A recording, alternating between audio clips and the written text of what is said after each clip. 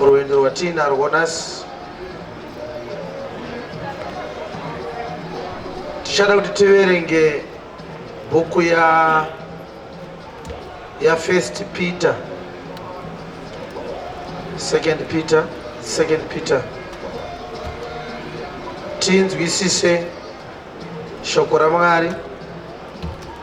2 Peter chapter 1 verse 19 to 21. We have also a more sure word of prophecy, whereunto you do well that you take heed, is unto a light that shines in a dark place, until the day dawn, until the day star arise in your hearts.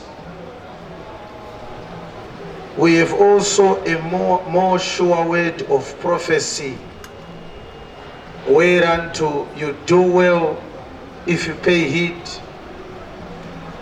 It is a light that shines in a dark place until the day dawn, until the day dawn, until the day dawn, until the day star arise in your hearts. Saka ndakabata vesi kwengo yakareba, as every time pandaibata ndaiona kuti pane chinhu chandandisati ndajekerwa nacho. Tine shoko reuprofita rakasimba ratakapiwa kana muchirichengeta. It is as unto a light that shines in a dark place until the day dawn. Saka abva ataura zvinhu zviviri, ataura dark place akataura day dawn. Shoko iri ndereuprofita rakasimba, rinokuitirai zvakanaka kana imi muchiriteerera. Rinofanira kuti rikuratidzei chiedza. It is a light, chiedza chinovhenekera mu dark place. It is as a light that shines in a dark place. Saka obva ati until the day dawn.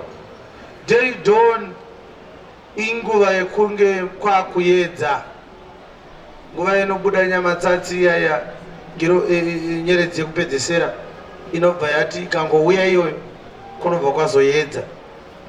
Saka pari kunzi day dawn ndopamunotanga kuona zuva raakuburitsa that crimson color yekuratidza kuti kwaedza. Zvikanzi until the day dawn, until the day star arise in your hearts. Saka day star ndiyo ngirozi, ndakuti ngirozi, nyeredzi inopenya kana kwakuedza, ndoyanzi kusvikira yakupenya mumwoyo yenyu.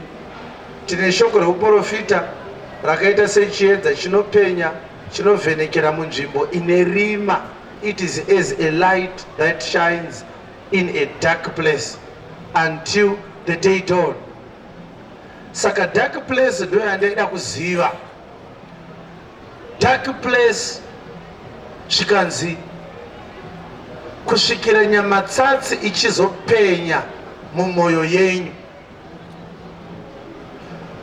Shoko reuprofita rakaita sechiedza chinovhenekera munzvimbo ine rima.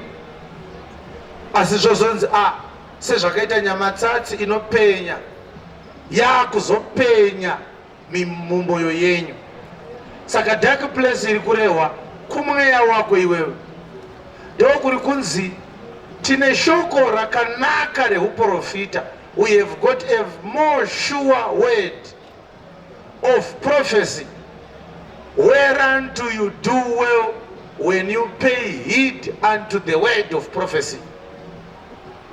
The word of prophecy is like a light that shines in a dark place until the day dawn, until the day star arise in your hearts.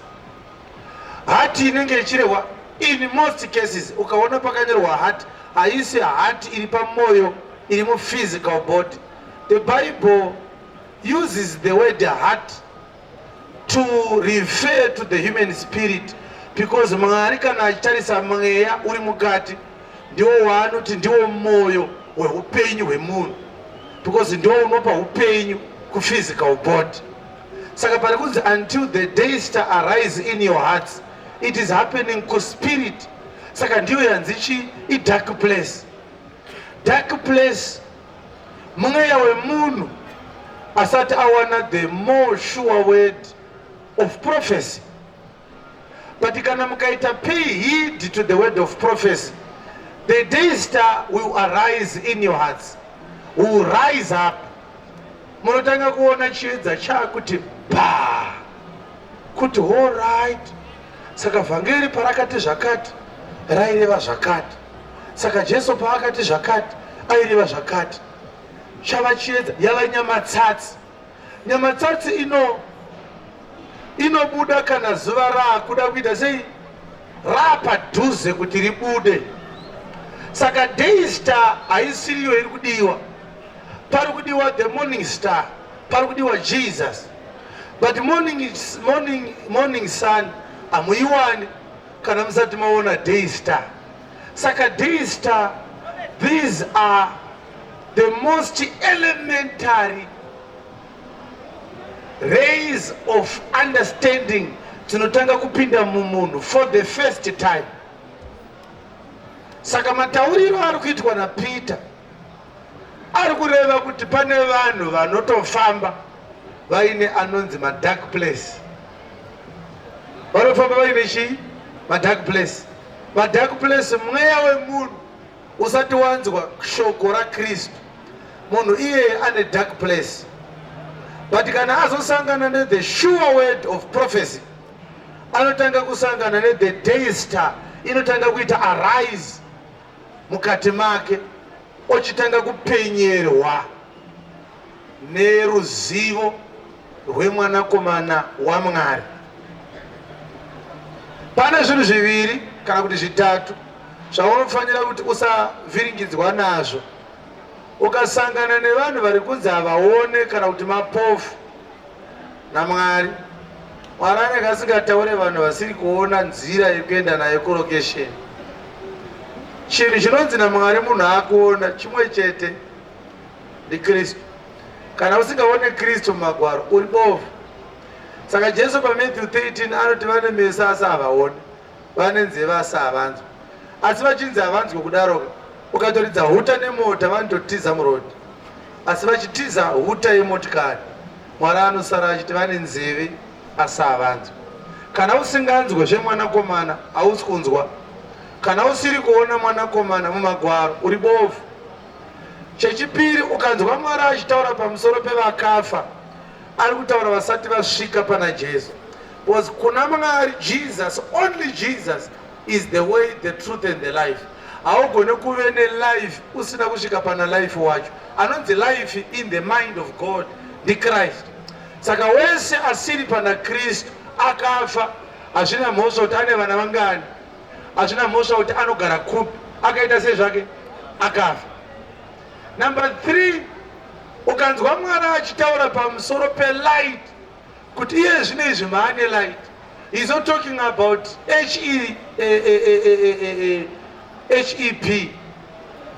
hydroelectric decarbonabus. Haasi kutaura iyoyo. Haasi kutaura solar kana torch. Ukanzwa Mwari achitaura zvelight, ari kutaura knowledge of the Son of God. Ndiyo light. Because without that knowledge, people will always walk in darkness. Saka kana makunzwa Mwari achiti vanofamba vachitungamirirwa nerima, kana kuti vanhu vanofamba vachiparidza vhangeri yerima, kana kuti Mwari ukanzwa achiti uri murima, haasi kuti zesa yadzima magetsi ayo. Vari kutaura vanhu vasati vawana knowledge of the word of God.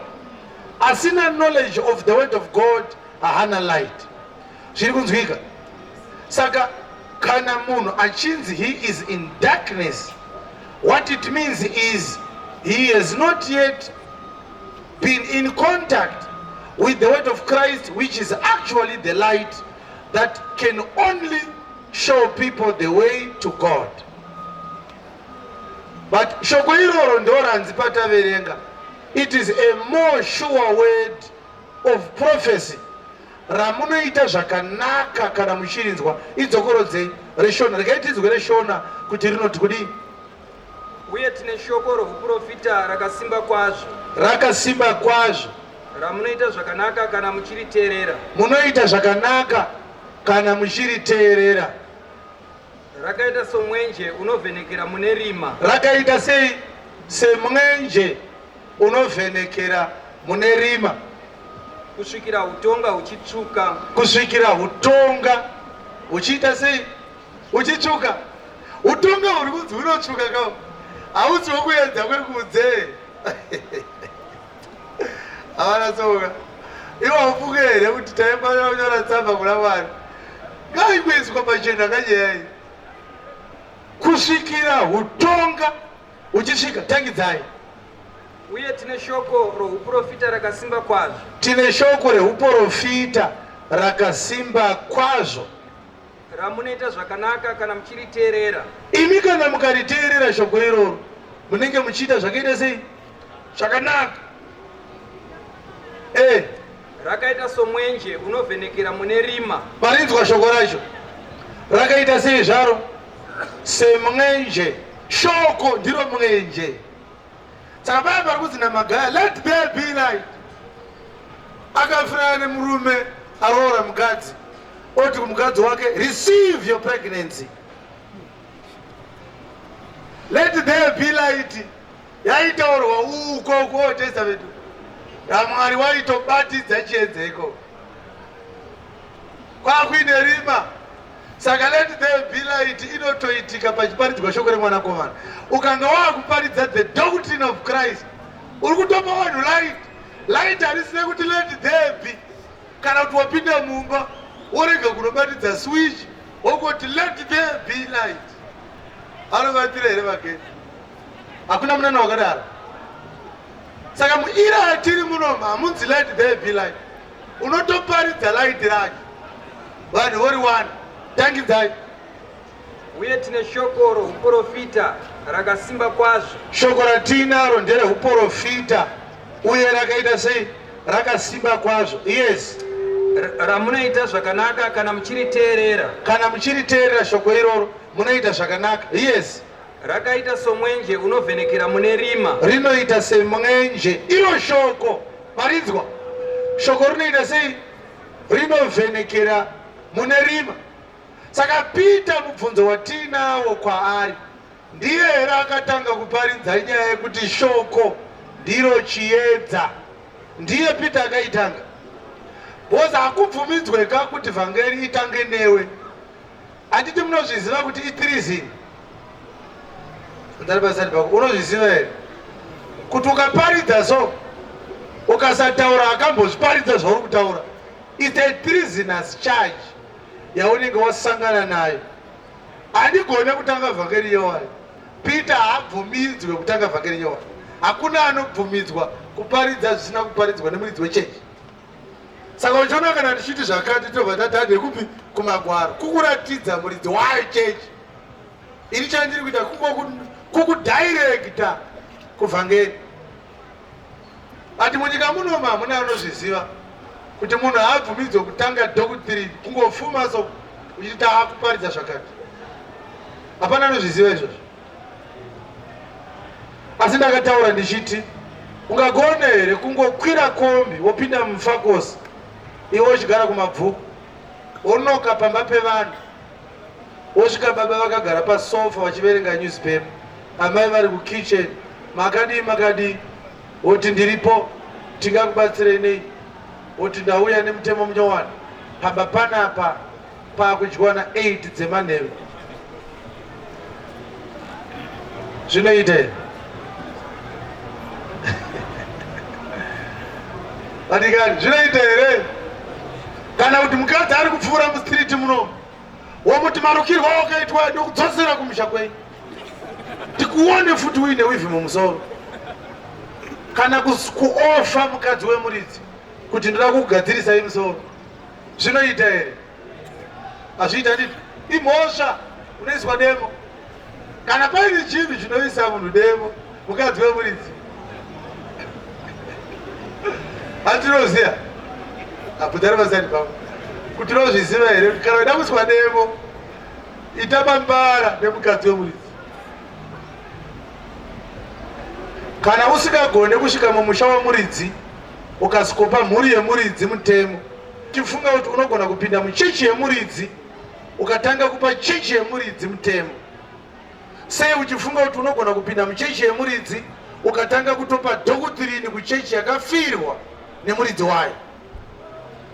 Now tinoti tiende tinobata gwaro riri kutaura kuti nyaya yekuti shoko raMwari ndiro chiedza, it is the light. Kana zvichinzi nemuprofita mumusha menyu mune rima anenge achitaura kuti mumusha menyu hamuna shoko, but madzibaba havazvizive vane vachitaura kuti mumusha mune chikwambo, vanofunga kuti chikwambo ndiro rima. Dai vadikani regai ndikubvunzei, kufunga kwenyu mimi kumwoyo wenyika kunogara Satani ane dura here rezvidhoma nezvivanda nezvikwambo? Kufunga kwenyu kana mukasangana Satani dai ari kunzi anouya bla Lucifer vari pambara, kufunga kwenyu anenge aine marore here akazara zvikwambo nezvivanda nezvishini nezvitsinga nemasandawana nemadivisi? Haana chinhu chiri physical chaainacho Lucifer. Lucifer paanonzi prince of darkness chinongoreva kuti akapiwa software inorepela to the gospel of Christ. Kana paine chinhu chaakanyimwa Lucifer, he has no gospel. Saka function yake yaanoita, he operates in the absence. He is in a serious deficit. The scarcity of the true doctrine is the problem of the Lucifer that we are talking about. Haana chimwe chaainacho chinoshamisa. Satani anoshandisa absence of the word to destroy the world. Saka muchiona kana vachigadzira mamuvha aSatani vaya vagadzira kuti Satani rezinyakaso vechitika kuti vanhu votanga kufa, so zvonzi ndiye Satani.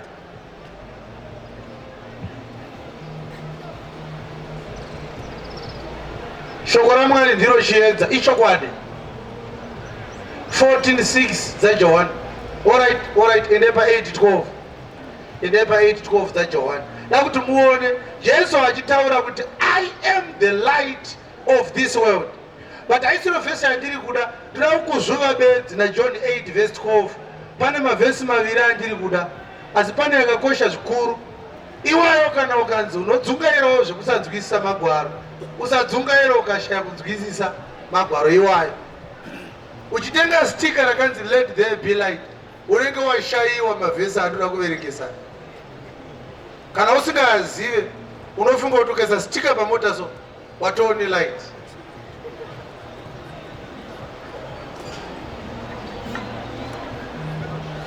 John chapter 8:12. Zvino Jesu akataurazve navo. Jesu akataura navo akati kudi? Akati, ndini chiedza chenyika. I am the light of the world. Unonditevera haangatongofambi murima. Saka kana munhu achinzi ari murima zvinoreva kuti haasi kutevera Jesu. Zviri pachena handiti? Alright, handei kune mumwe mupostora iye manje ndiye akainyora akazarurirwa iye. John chapter 1:5. Asi tikuda verse 6. Verse 5 ichangotibatsira titowane idea kuti zvaifamba sei. John chapter 1:5. Chiedza chinovhenekera murima. Chiedza chinovhenekera murima. Asi rima harina kuchikunda. Zvikanzi muri kuona zvinoitika afana. Chiedza kana chikavheneka soka rima riripo, but contest iripo. Chiedza hachikunde chi. Mainzwa nyaya yacho? Tsokorodzai. chiedza chinovhenekera murima, Light shines in darkness. asi rima harina kuchikunda. But pakazotaurwa izwi risiri right nebhaibheri shona, pana kavhura rechirungu ipapo. Handiti muri kuona kuti the English version yakati darkness comprehends it not. Icho kwadi simuzaro kurwako. Icho kwadi handitika. Saka reshona rakati rima harina kuchikunda chiedza. Ringadai rakati rima harina kunzwisisa chiedza. Nyaya irehwa yanga iri comprehension. Mazvinzwa? Chiedza chinovhenekera rima. Murima imomo ndo munouya chiedza. Chiedza choti bha. Rima robva ratarisa chiedza roti ndane stress. I'm confused. I don't understand what is happening. Ndozviri kutaurwa. Kuti chiedza chikavhenekera murima so, rima racho harinzwisise chiedza. Saka kana uine rima ririma uri iwewe, rakanyanya kukuti tiba, dambudziko raunozoita tikaburitsa chiedza, unokundikana kukomprehenda chiedza. Because iwe nerima munenge maanyama imwe. Chiedza chikavheneka murima, rima harinzwisise chiedza. Yes. Kwakanga kuno munhu wakatumwa naMwari. Ndokubva aita seari kutaura story. Mupostori John kawo. Zvikanzi there was a man sent from God. Zita rake rainzi Johani. John ainyora nezvaJohn. John the Revelator, John the son of Zebedee and Salome is writing about John the Baptist, the son of Zachariah and Elizabeth. Saka ndaana John vari kunyora pamusoro pemumwe John. John muapostora ari kunyora pamusoro paJohani mubhabhatidzi. Musiyano wavo ndewekuti Johani ari kunyora bhuku iri mushumiri weNew Testament, asi ari kunyora pamusoro paJohani mubhabhatidzi, muprofita wokupedzesera weOld Testament. Kwakanga kuine munhu akanga akatumwa naMwari, zita rake wainzi Johani. Ndiani ari kunyorawo? NdiJohani. Izwira kuti John nechiHebheru rinopronounzwa chinzi Yon, zvinoreva kuti the beloved of God, unodikanwa naMwari. Saka ngirozi Gabriel paakati kuna Zakaria kana mwana azvarwa mutumidze zita rekuti John, Mwari waingoda kuti vanhu vakaona mukomana uya woti uyu anodiwa naMwari, because kuti John zvinoreva kuti unodiwa nani? naMwari. Saka anonzi John akanga akatumwa naMwari. Aifamba sei? Iyo akauya kuzopupura. Zvikanzi John anga akauya kuzoita sei? Kuzopupura. Anga ari mupupuri, anga ari witness. Usamukoti kana uchinzi uri witness ka hausi musungwa, unongochikoyo uzotaura zvawakanzwa nezvawakaona. Yes, aipupura kuti apupurire chiedza. Zvikanzi problem yake kana kuti assignment yake anga akanzi he would testify about light. Saka mukasangana naJohn ka makazotaura zvemagunde nemhiripiri muri kunyepa. John haana kutumwa kuti apupure pamusoro pemangai, akanzi apupure pamusoro pechiedza. Yes, kuti vose vatende naye. Zvikanzi vanhu vaifanira kutenda kana vanzwa mharidzo yaJohani. Chiedza chaipupurwa naJohani ndechipi? Uyo wakanga asati ari icho chiedza. Johani pachezvake, iye Johani anga asiri iye chiedza, asi wakatumwa kuti apupurire chiedza. aingoparidza bedzi kuti chiedza ari kuuya. Yes, ichi chaiva chiedza chazvokwadi. Chiedza chakapupurwa naJohani ndo chiedza chaicho, kwete chenyu chezesa ichi. Yes, chinovhenekera munhu mumwe nomumwe pakusvika kwacho panyika. Ombera Kristu maoko. Wachoona chiedza chacho chinovhenekera kana chaita sei? Kana chasvika. Saka chinotofamba chiedza ichocho, chinotosvika. Alright. Saka ndiyo vhesi yandati kana ukadzungaira zvakadii haufanira kurasika. John chapter 1 verse 5 kusvikira pa8. And pa 2 Corinthians chapter 3 to 6. Zvino kana shoko redu rakavanzika, verengai. tinotanga zvekuzvirumbidza kwamuri here? 2 Corinthians chapter 4 verse 3 to 6. Zvino kana ivhangeri yedu yakafukidzwa, Yes, kana ivhangeri yedu yakavharwa, yakafukidzwa kuna ivo vanorasika, vanoti hainzwisisike vhangeri, ndo vaya vanoita sezvavo vanorasika. Saka uri kutoona kuti vhangeri ikaparidzwa kune vamwe vachati hainonetsa vhangeri, hainzwisisiki. Zvikanzi genga iroro manje ndo vaya vanoita sei? Vanorasika. Yes, vanorasika ndevanani? Hatina vamwe vacho here? Pano vanorasika. Ingoti kunari pasati pako usi mumwe vanorasika here? Unozati kati pane vanorasika ka? Munhu wese anoasvima kuti ndofuka vanorasika havapo pano. Izvo unoona kuti uri mumwe wavo. Sandabvona zvakadaro. Zvakaoma. Saka takaita retrenchment tichiri kubasa kwataishanda. Saka musoro takaretrenchwa. Manager wedu akanyora mazita edu. Zvikanzi ava ndo vari kuretrenchwa. Saka division chief vakangoti iwe manager ndiwe unoshanda nevanhu. Tinoda kuti mudepartment rine vanhu 30 musare vanhu 3. Mune vanhu 33 musare vanhu 3. Chachiri chigumuro chakaipa. Saka paifanira kusara vanhu 3. Saka iye ndiye ainyora 30 vacho. Vanofanira kuda sei? Vanofanira kuenda. Saka ida risikawirirani namanager. Saka manager anga akanditi chigumuro chikangotanga ndichakunyora. Ini ndikati isapa number 1. Asi chenjera kuti wandisapa number 1 uchaenda sei? Uchaenda ndikasara. Saka ndakabva ndaiswa panumber 5. Saka iye akanyora mazita ake ndobva aenda kuendesa kuna boss. Musi watakanga tadedzwa kuti vanhu varetrenchwe. Idzo hadzina kuya dzakati afanira ndiye munogumurwa. Ine handakatoenda ndini manager. Tasvika ikoko zvikanzi nadivision chief choengamira apa ndobva ndamira. Zvikanzi murume uyu palist nevanofanira kuenda anga aripo. Asi gavhena vati haende. Anozoenda kana akuda kana kuti ini kana ndaakuenda. Vanhu vakashandiswa zvikuru kuti zviri kufamba sei. Kondokuenda kuru. Ine handiendeka kana mwari asina kuti titienda. Right, yapera kudaro. Ndobva ndazonzi nadivision chief inodedza manager wavo. Ndobva ndanotora manager. Ndobva wapohoya vapoho tsamba. Vakanzi chiendai. Vosarenda makii kuna Chiwenga. Saka ndakasara ndiri panzvimbo yavo. Asi ndo vakavanyora zita rangu. Saka zvinoshamisa izvozvo zvinoitwa naMwari. Shasha yakanga ichienda kudema ukaveronga yaiziva.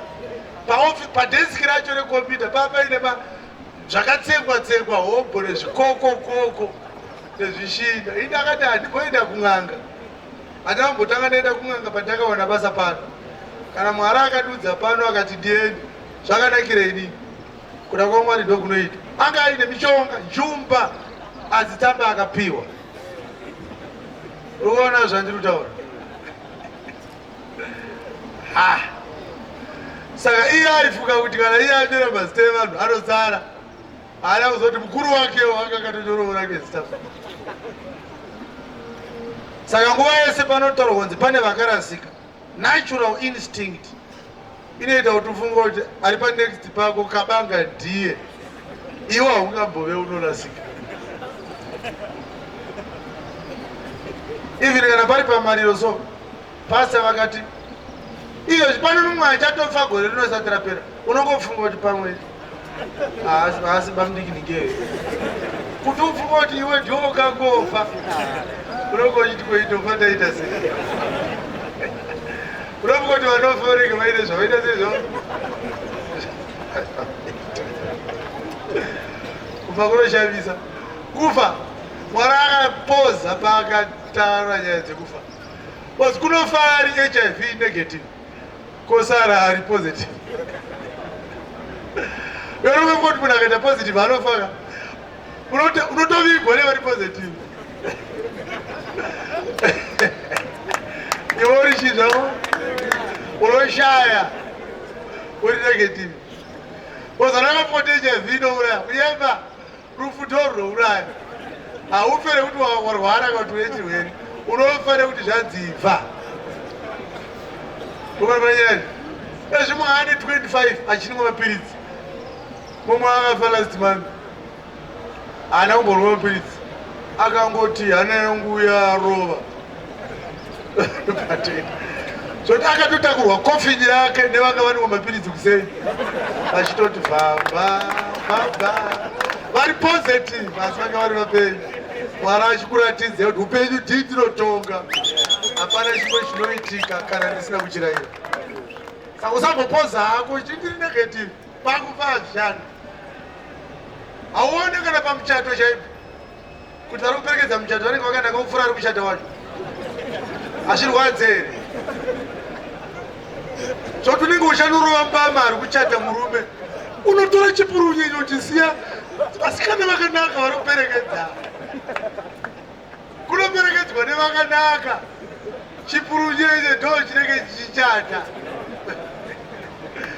Unenge uchati bhombire muchato tibhorotaura naye anyatsorora munhu kwaye. Hakuroorwe kana kuchatwa neakanaka, unenge watenderwa naMwari. Ezvikapinda mumakambani mune madofa asikaite ari maofisi umu. Iwono kuine PhD namuso. Doctor uchita nharo pabridge, uchitaura chirungu chiri correct. Uri rova. Ndikutaurira izvezvi maminista chewehurumende akati ngaaburitse maCV vese vanoita maropa. Vazhinji vava havana chavakagona, vakangoapointwa. Ndiri kuda Chinamasa. Ngataure chokwadi, Chinamasa anoenda kufinance. Chii chaakaita chefinance? Handiti Chinamasa is a lawyer, asi ndiye minister wefinance. Saka uri kuda tiri mabhondi kudai so. Ilawyer riri kutonga nyaya dzevanhu, saka ragadzira mabhondi.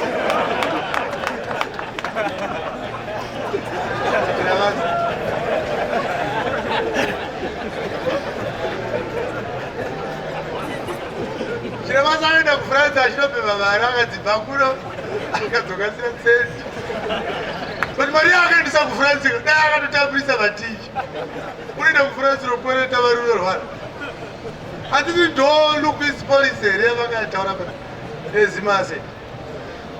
Right, ngatisanei naye but tangotione bedzi kuti Mwari kana achiita zvinhu anoshandisa standard yerighteousness.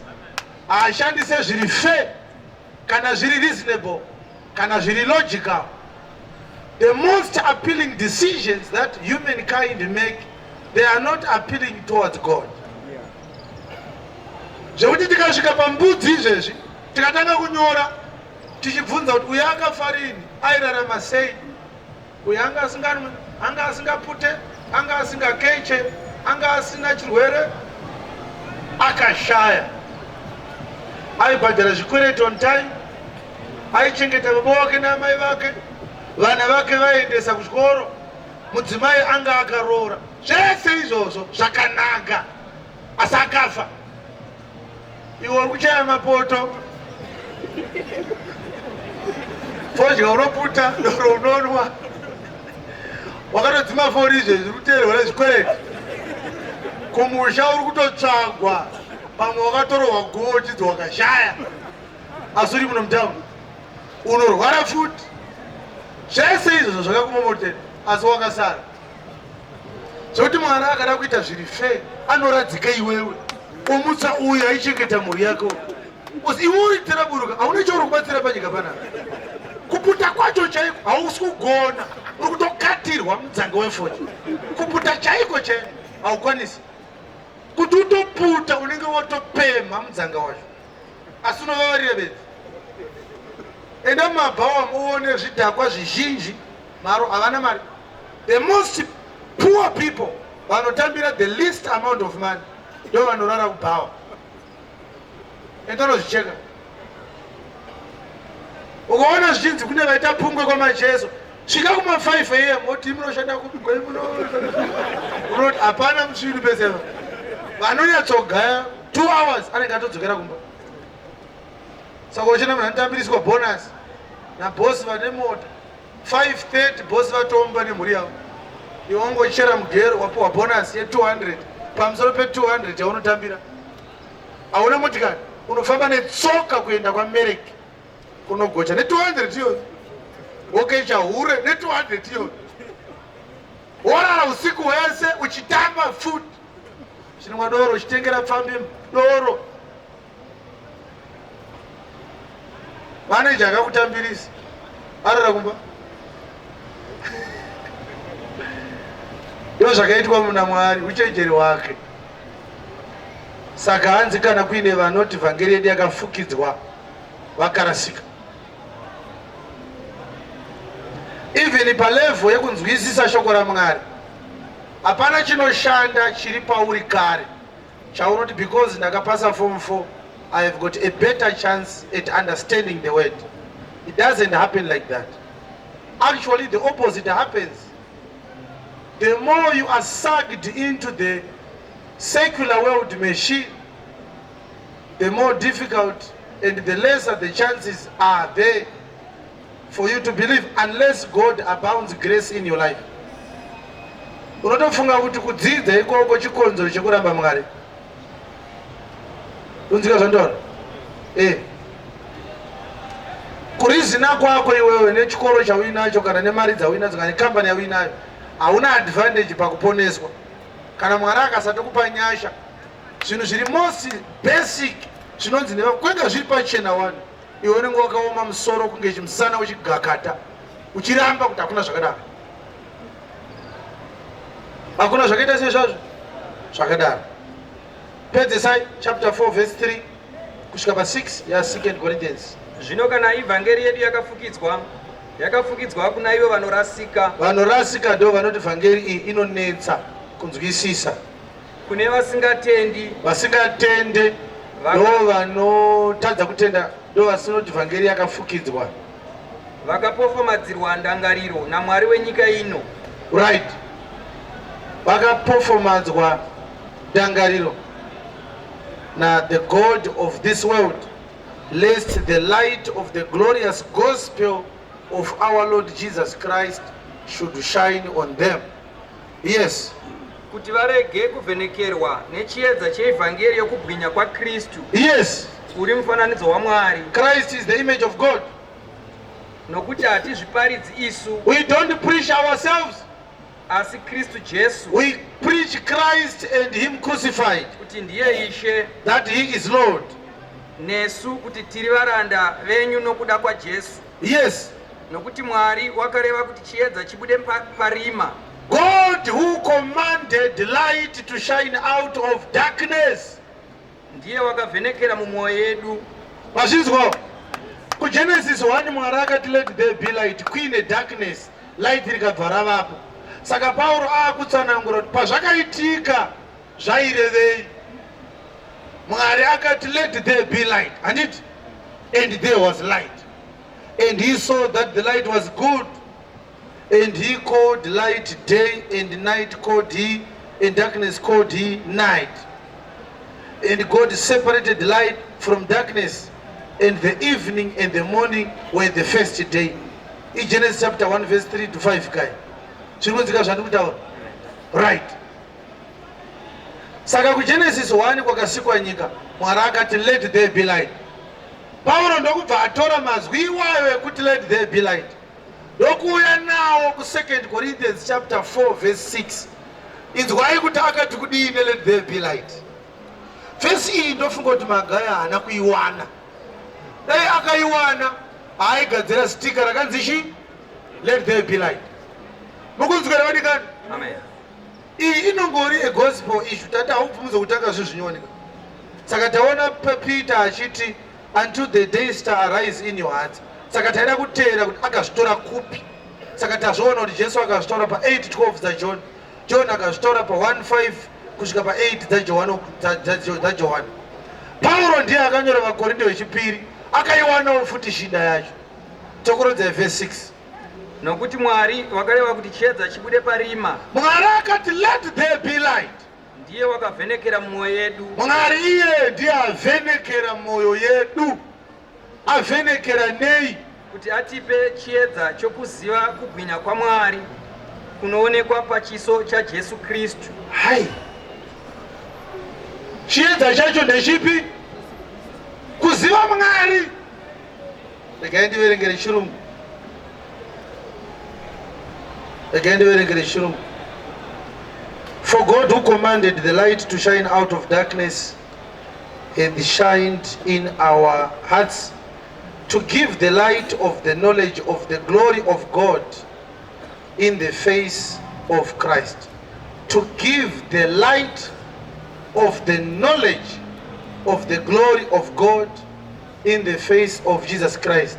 Saka parikunzi in the face of Jesus Christ, arikungoti Jesus Christ is the personification of the knowledge of God. Kana wasangana na Kristu, ukaziva Kristu, watoziva zvese zvinofanya kuzikanwa pamusoro paMwari. Saka light rakanga richinzi let there be light ku Genesis chapter 1 in knowledge of God. Ndio irikutaurwa na Paulo pana. Mazvinzwi kudikani? Mungati ndazarurirwe here apa. Izarurirwe. Haisi zaruriro kai. Apa ndiri kungokuratidza pazvakanyorwa. Chakasaka munyepero, mamusina kuona pazvakanyorwa.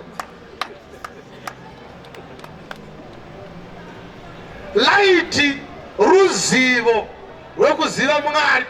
Kana munhu akuziva Kristu ava nelight muupenyu hwake. Saka panzi, we have got a more sure word of prophecy, whereunto you do well that you pay heed. It is as a light that shines in a dark place until the day dawn, until the day star arise in your hearts.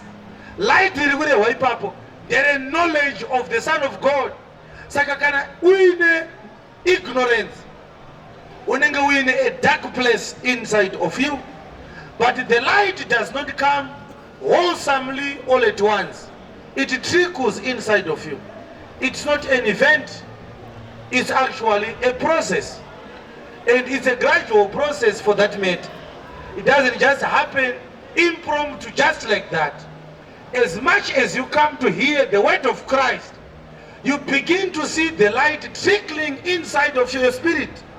And you begin to realize relevant truths concerning Jesus, which you were obscured from seeing in times past. Are you seeing this? Shawanga wakanyimunga kuziva, pawaifunga kuti unoziva, irima, wanga uine dark place mukati mako. Peter ataura inonzi chi dark place. Saka kana tichiti munhu ari murima, we are not talking about this whole body. There is a place inonzi a dark place. And that dark place is your spirit. Atina nguva tikadai taenda kubhuku ya Matthew 6, Jesu aitaura pamusoro peziso achiti kana chiedza chemunhu riririma, how great is that darkness.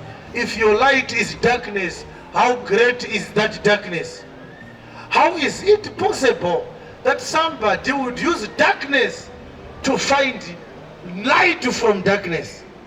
Some people are using darkness as their source of light.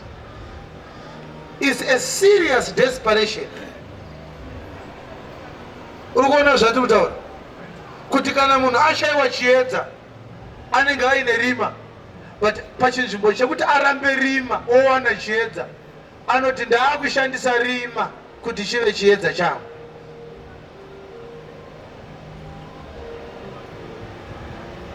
Tarisai muone kuti mukapinda musango chaimo kune mhuka dzinonzi nocturnal animals, kuti dzimhanyise antelope masikati. Antelope masikati inenge ichiona ende inomhanya. Mapredator haadi kumhanyisa mhuka idzodzo, anotya kusiyiwa. But mapredators ese akapiwa inonzi night vision. Nzou chaidzo kana shumba dzichida kubata nzou hadzikwanise masikati kazhinji kacho, dzinomirira kuite sei? Kusvibe.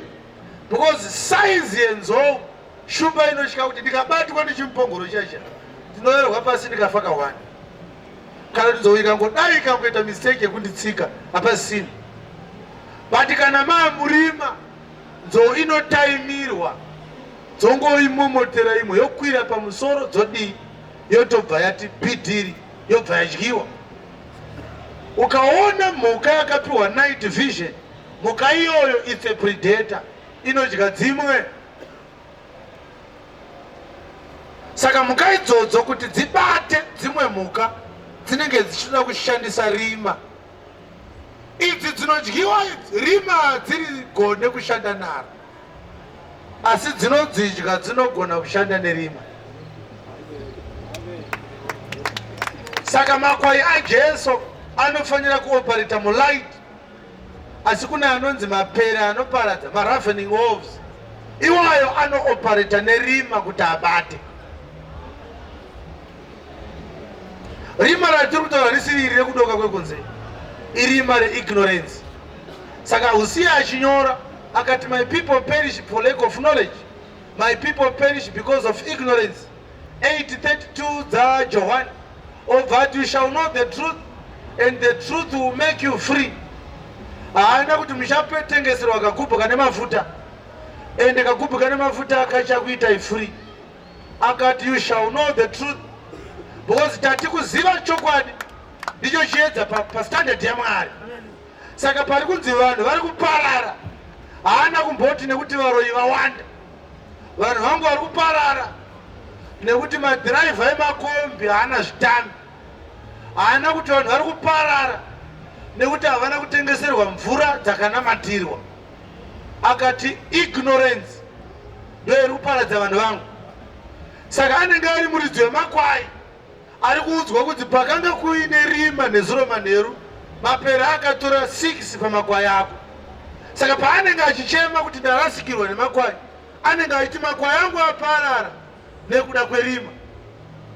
Asi rima haridye makwai, asi kuti rinoshandiswa nevanodya makwai. Haasi kuti mapere adya makwai angu, ari kuti rima ndo raparadza makwai angu. Because bere rakangosimba bedzi kana kuine rima. Imagine kuti dai kuine mhuka inodyiwa nemakensa, tiger, leopard, inomhanya kupfuura cheetah. Mhuka iyo yaidyiwa. Waingawanza speed kuna anodya mumwe, akanyima speed kuna anoda kudyiwa.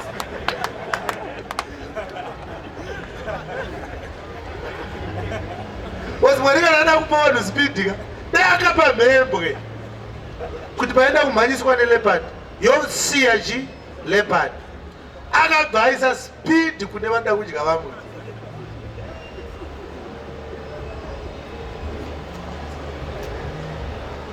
Uri kuona pane nyaya yacho? Saka rima ndiye muvengi wedu mukuru, kwete varoyi.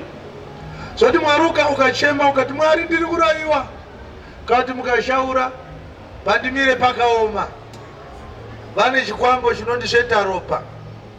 Mwari haati kuchikwambo ndokuuraya, siya mwana wangu, usasvete mwana wangu ropa. Ukati ndiri kusvetwa nechikwambo, Mwari anenge achingoti tsvaga light. Madyirwo iwayo anoitika murima. Uri kutsengwa nekuda kweri, ukawana light hautsengwe. Saka vanhu vari kuenda kuna Mwari vonoudza Mwari kuti varoyi vanyanya munyika muno. Mwari ndiye akasika varoyi, ende Mwari akada kuparadza varoyi haana nidhe kusimuka pachigaro. Mwari akadhiniwa. Iwe unofunga kuti Mwari akadhiniwa anosimuka orwa newe? Mwari haarwe nevanhu. Mwari haarwe nevanhu vaakasika. Ukatofunga kuti Mwari anogona kurwa newe, utorasika. Hakuna munhu akambogadzira chidhori chemunhu otanga kutorwa zvibhakera. Unongoti handini ndakachigadzira saka handingarova nechinhu changu. Haugone kuti mwana wako akadya shuga akaba okunga zvibhakera oti ndakuona kuti anorwa ndiani. Unongoitozoti mwana wandakazvara haangaite makwikwi etsiva neni. Kunyange zvazvo mazuva ano kune mumwe anozosimba kudarika baba. Unozoona kuti baba muzvibati ndokurikita iyo. Baba otarisa saizi yemwana otoona kuti arege ndinyarane, ndobhurwa panapa. Kuna Mwari, you will never outgrow God. You will never outwit God. You will never outmuscle God. That is never going to happen. Ajit. Mwari akakufuratira kudai akasakutarisa unobvurwa zvekuti utanga kuona saka kurarama kwese kwatakaitawo Mwari akatonichengetedza because Satani zvaakaita Satani akafanana nembwa iri pamba kunyange kanzi inoruma sei asi kana muridzi wayo aripo haikurumi inonzi sport sit down ikomisa mazinzi ekudai so yonokuitoinyenyerezo pataimbwa zvanzi aya wapfuura muridzi wayo akangoreceiva call akati hallo akatanga kupfuura uno ukonopana nyaya izvo saka as long as you are in light the devil is a toothless bulldog in your life haana zvaanokuita varoyi hautombovagaya kana uri muchiedza because zvanzi rima rakatadza kunzwisisa chiedza so kana uine gospel une light rauinaro rima harina zvarinokuita now haikona ngoti yes mirai muone ndinokubatai manje manje musakurumidza kuti yes nekuti ndida kuti muone kuti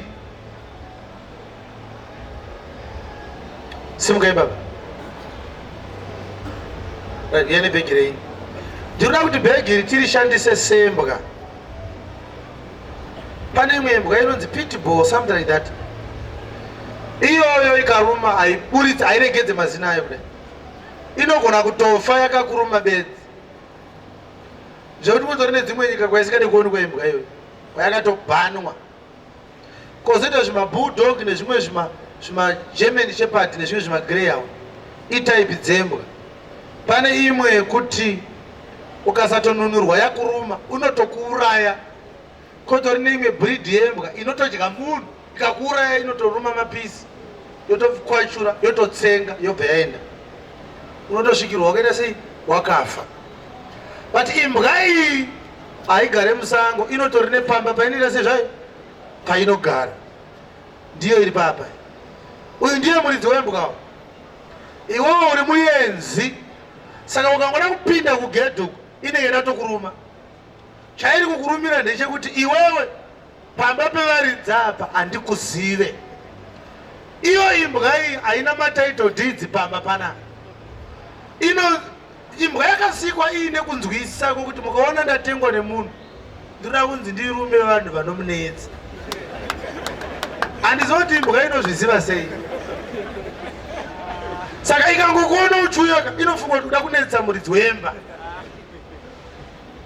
urikona pane nyacho saka muridzi wemba kana wanoka pagedhi akati pinda iyo haizonzwisisa kuti pinda iri kuti wabvumidzwa here kana kuti iri kuti unoda kuita sei saka inenge da kukuruma kuti usapinde pamba pemuridzi ndo zvakaita Satani ndo zvakaita matambudziko ese ari panyika ino ari munyika muno akaiswa naMwari kurwara kwatiri kuitawo ndiMwari ndakanga ndavimbisa kaini kuti ndichatsanangura mystery yaMwari pamusoro peHIV uchiri kuzvirangarira saka ndakazoshayiwa nguva Friday ndo yatinenge tiinayo kuswera mangwana ndida kuti ndikutaridza ukanzwisisa vhangeri yemusi weFriday unotenda Mwari nekuda kweHIV kuuya kwayakaita wazvinhu zvanditaura izvi ndozoti vanhu avafari vhangeri haina kumbonzi inokufadza saka uchiroti vhinhu wakaveka HIV but iripo dai HIV yaitarisa kuvengwa kwayakaita dai yakaoneka ikaita iripo nekuti Mwari akaita kuti ivepo but musi wandakaintrodusa nyaya yekuda kuparidza pamusoro peHIV ndakataura ndichiti zvirwere zvese zvatina zvana cancer ukadzokera before the cross kwanga kusina the only disease yaityiwa mazuva iwayo yanga iri maperembudzi ende maperembudzi aizikanwa kunzi kana arova munhu Mwari ndiye arova munhu iye pane kupesana kwaaita naMwari but after Jesu amuka kubva kuvakafa kwakabva kwamuka zvirwere zvinotemesa musoro iye ndiye akanga ataura kumuka kwezvirwere izvozvo but iwo hauna kuzvinzwisisa kuti Jesu paakataura akatoti zvichauya haana kuti zviripo zvichireva kuti iye ndiye akaudza zvirwere izvozvo asati aenda aiti zvichauya ndaaida kutanga atoenda kuti zvigozouya zvichireva kuti kana asvika ikoko ndopaaitozozvitumira Na iwe kana usingaziva kuti Jesu akati zvirwere zvichauya, ndi Jesu akazvitaura, haasi Satani. Unopopota. But vhesi yacho iripo yaanotaura kuti kuchauya zvirwere, iye ndiye akati zvichauya, saka zvakauya sekutaura kwake. Mawiri akaita mweya mutsvene sekutaura kwake aya. Ndo mawiri futi akaita HIV. Akati ndichakutumira mweya mutsvene, akati futi achatumira chirwere chakauya. Saka mukatenda Mwari akatipa mweya mutsvene, tendai futi Jesu akatumira zvirwere, ndiye akazviunza zvirwere. Ukadzidza vhangeri seFriday uchaita soba, unoti saka Mwari regai chirambe chiripo. Ende hachisiri chega chichatemesa vanhu musoro. Ibhola yakauyawo, kukauya vanonzi vana Alzheimer, kukauya vanonzi vana dementia. Dementia ndeye kungoti processor rako rinokrasha, unokanganwa zvese, unengoitwa reset to factory settings. Ukapuwa sadza so unokanganwa kudya uri pamberi pako. Hazviko zvirwere izvozvo tikabva pa 1 BCE tichidzokera kuna Adamu. Hazviko. Tinozviona kubva pa 1 AD tichiuya kuno. Jesu akanga azvitaura kuti zvichaenda sei zvichauya. Saka ini ndichangotsanangura kuti zvakanzi zviuye kuzodii. Ukati kuna Mwari, ukati wasangana naAbhurahama ukati ndadzwa nekenza, anoti koyo chii chinonzi kenza. Abhurahama anga asingazive kenza, kwakusina. Mwanakomana ndiye akauya nazvo zvirwere izvi. Right. Imi verengai vhesi vanhu vanondigumbukira pano. Mwari haakonzerese kurwara kwavanhu, Mwari anotoporesa. Satani ndiye anorwarisa vanhu. Anditi ndo zvawakaudzwa. Wakanzi ukarwara kandi Satani iwe. Zvino ini ndiri kukurambira shamwari. Pangera haibhodaro. Satani imbuka iri pamba pevaridzi. Ukaona warumwa, muridzi wayo ndiye aiti sa.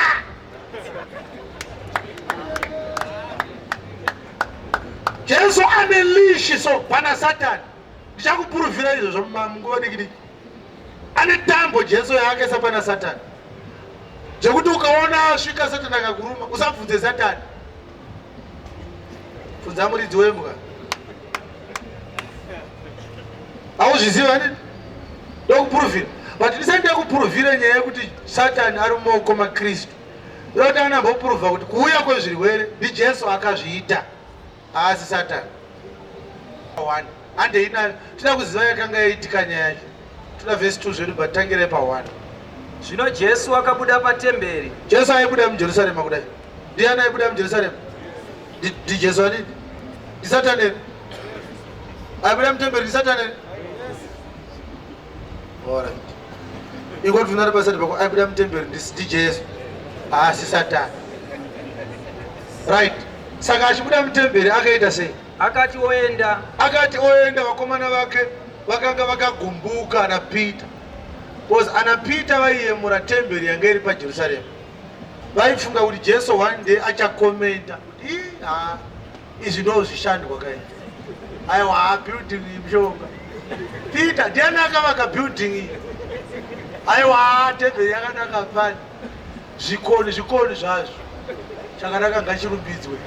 Uyu mudhuri wakanakawo.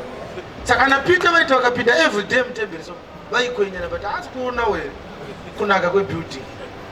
Anoshayiwa kana chinhu wani panyika chaanoti chakanaka. Because Jesu akauya akadzokera kudenga asina chakanaka chaakanga ataura pamusoro penyika ino. Enda ndoverenga zvakanaka. Haana chaakamboti chakanaka. Wazvinzo zvandaura. Hapana chiri panyika yedu chaakati ichi papano zvakapeka. Zvese zviri pano ndiye akazviziva. Saka haangapiwe value nevanhu vasirivo varidzi vechini. Saka vana Peter vaiti building yakanaka. Jesu ngaakomentewo kunaka kweizvako kwebuilding. Saka aingopinda achibuda akanyarara. Ndobva zvikanzi ndiani akasimba mubvunze. Ngatichita ukukwenya kuti Ishe maiona sei. Zvaaramba kutaura ega pasina kugofwa. Ngatichimugofai. chii chakaitika? Vadzidzi vake vakauya kwaari kuzomuratidza dzimba dzetemberi. Zvikanzi tenzi tasaione aluminium architectural design iri papo. Iro elevator riri kukwirapo. Vari kungovavarira kuti Jesu ati building yakaita sei? Yakanaka. Ndokubva aburitsa mushonga. Parakwati. Vakomana vese vaiwirirana kuti building yanga yakanaka. Vaida kuti Jesu ataurewo zvakafanana nezvavakanga vachifunga. Saka akati kudi, Akapindura akati kwavari, zvikati muri kuona zvinhu zvese izvi? munoona zvinhu izvi zvose here? Zviro kwazvo ndinoti kwamuri, hakungaregi ibwe pamusoro pebwe risingazowisirwi pasi. Hapana zvida kukoromorwa zvese izvi. Auto zvikoromorwe. Saka uri kuona here kuti pane conflict. Anapita kuti building yakaita sei? Jesu ari kuti kana irida kutokoromorwa. Yes. Wakati agara pagomo remuOrivhi. Saka ndingaite musikanzwa zvishoma. Uri kuona here kuti building iyi itemberi yakavakwa kwete naSolomoni. YaSolomoni yakanga yadhiritswa naNebhukadhineza. Iyi yakanga yavakwa nana Ezra nana Joshua nana Zerubhabheri mazuva ana Hagai naZakaraya. Tikunzika? Ndokubva yazovhiringwa nerimwe rainzi Herod the Great. Yakavhiringwa mugore ra21 BC kusvika pa19.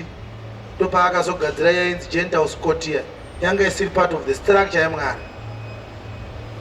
Saka ndiyo iri kunzi iya yakanaka. Zvikanzi naJesu hada kuikoromora. Nyamba vakomana vachiti Jesu muri kuona here temberi kunaka kwayakaita. Vaida kuprofita kuti ndozvichaitwa nevanhu mazuva ano. Vachatanga chechi yavo, votanga chitendero chavo. Vatopedza kuvaka chitendero chavo, Jesu asipo. Vozoti kuna Jesu ngaaratify zvavavaka vega. Jesu obva ati, handiratify zvandisina kuvaka. Kwainga ndakati wani ndichavaka kereke yangu. How do you expect me to say chinhu chandisina kuvaka chakanaka? Ini ndakati pamusoro peruware urwu ndichavaka kereke yangu. Saka mazwa ari kunzi muri kuonera kunaka kwechechi. Ndo ari kuitwaona guti achiti kuna Jesu, mukuiona sei Zayonja? Makandiwa achiti UFI muri kuionawo sei? PA system ye$2 million. Jesu oti inzwa mfana. Tida kutozvikoroma. Saka haungafare kana uchiri chawakavaka chichinzi chinoda kuitwa sei? Ndo panomuka boko shindi. Mazvizodikani? Saka uchiona vanhu vanenge vakagumbuka kana vachibva pano, tete vataurira zvekukoromorwa kwezvivakwa zvavo. Ngatiisiyei, unozoirotawo wega. Yes. Saka vadzidzi vakasara vachinetsana kuti yatadzei temberi yaanoda kukoromora. Inokoromorwa kuti yatadza chii? Yaita sei? Kwadi kungouyawo ungoti ngatibatanei, since imi nebuilding kudhara, ina handina building, toshanda tese. Chokwadi sezvakarehwa naJesu mugore ra70 AD. Maroma akauya akaidhiritsa, hapana kana ibwe 1 rakasara. Sezvakarehwa naJesu paMatthew 24, zvakaitika 70 years later. Mazvizodikani? Saka Jesu wanga asingangotaura zveshanje, waitotaura zvaaida kuita. Hakusisina temberi kuJerusarema. Chasara rimwe saidi remudhuri wejuraho yetemberi rinonzi wailing kana kuti weeping wall. Vana magaya kana vachienda ikoko vanonopfugama pamadziro iwayo vachinamata. Uri kuona stupidity yacho? Enda paFacebook izvezvi ungonora kuti magaya in Israel unomona akapfugama pamadziro iwayo. Hakuna temberi kuJerusarema. Because Mwari haisiya yekuJerusarema iripo kuti igokwikidzana neyake yanga achida kutanga. Because aida kuti vaJudha vatobuda kune yanga iri paJerusarema, vajoine yake ndandoine shoko rinoponesa. Hakusisina temberi kuJerusarema. hachisi zaruko, it is simply a historical fact. Ukatenda pa internet izvezvi kana kunobvunzawo vano vakamboenda kana kutokwirawo ndege unonodzoka uiti ichokwadi chamakareva razuru rakapinda nyoka, zvekuti kuwesta mari uchifunga kuti ukaenda kuIsrael unonodzoka wamutsvene. Dai watotengera zvako adzimai vako bitcoin yemari yendege yauri kuenda nayo. There is nothing spiritual chichawanikwa kuIsrael kunze kwehistorical proof yekuti Jesu chokwadi akatombouya panyika pano. Uchisvika uchinzi apa ndo paKapenaume paakaparidza achiti vachaenda kugehena. Uri kuona panapa apa ndo panga paine muti uya wemuonde waakatuka ukaoma. Ndo zvaungatongoendera chete. Hauna spiritual gain ukapinda muIsrael. Izvezvi Israel haitorina vhangeri zvekuti Islam ndo yava the most popular religion in Israel. Right now as I speak, paMount Carmel pane mosque ya Mahomet. Tiri kutofanira kuzotora shoko todzokera naro kuIsrael totovaparidzira kuti tendeukai. Ndo vanhu vari kunetsana nePalestine izvezvi vachipuhwa mari neAmerica vachibhomba nyika dzakavakomberedza. Ana Benjamin Netanyahu. Israel has become a terrorist nation. Katiziye ndikuna uko tibedzi usatsvage zvako mari yekuenda kuIsrael. Jesu akabvunzwa kuti tonamatira muJerusarema here kana kuti mugomo, akati aiwa none of the above. Takunamata mumweya nemuzvokwadi. Saka hapasi kuda ndege kuti unamate, pari kungoda shoko rechokwadi unomuona Mwari. Amen. Ini ndoda kutendawo kuIsrael futi manje manje. Handisi kuenda kunotsvaga Mwari. Mwari ndinotori naye. Ndikatosanga nemaJudha ikoko chatosiya vati tendeukai vakomana ushe hwaMwari hwakauya. Ndikutosiya ndakubhabhatidzai. Toda kungonopindawo muguva rake. Ndopindawo paBethlehema. Ndopindawo paNazareta. Ndopindawo paSea of Tiberias. Ndopindawo munzvimbo dzeDecapolis dzaakasvika aka. Ndichingoona kuti zvechokwadi zvakaitika. Ndotenda Mwari ndodzoka. Handina wana mvura yandiri kudzoka nayo kana mafuta kana ivhu. Ndiri kutongodzoka maendera andendaita ndo madzokera ndichaita. Kana chitoda vhangeri unotoona inini ndisati ndaenda. Kwete kumira kuti nditange ndadzoka. Apana chandiri kudzoka nayo.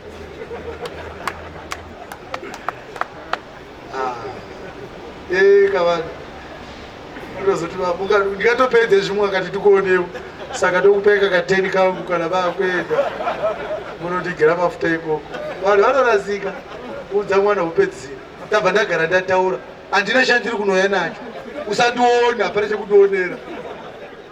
Nditaurawo vatinoda kuenda kuIsrael. Saka ndafunga kuti ndikupewo munamato wangu munondisvitsira. Israel haisi gateway yekudenga. Gateway yekudenga ndiKristu. Akati hakuna anouya kuna Baba asine kwandiri. Right. Toda kupuruvhira kuti Jesu ndiye akaunza zvirwere kwete Satani. Saka nyaya yanga iri yetemberi ndo matangiro yakaita yanga iri yekunaka kwetemberi. Iye akatembera ina kunaka yakutondomoro. Saka vakomana vaitaurirana zvikati saka inondomorerwa richi inondomorerwa rini yaita sei temberi.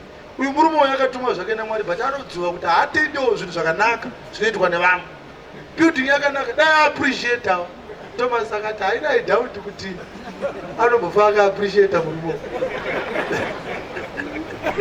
Saka vakazowira kuti no yebuilding ngatichisiyana inayo ngatichimubvunzai kuti nyika inoguma rini. Vanga vakuda date alapita vainetsa vaidi.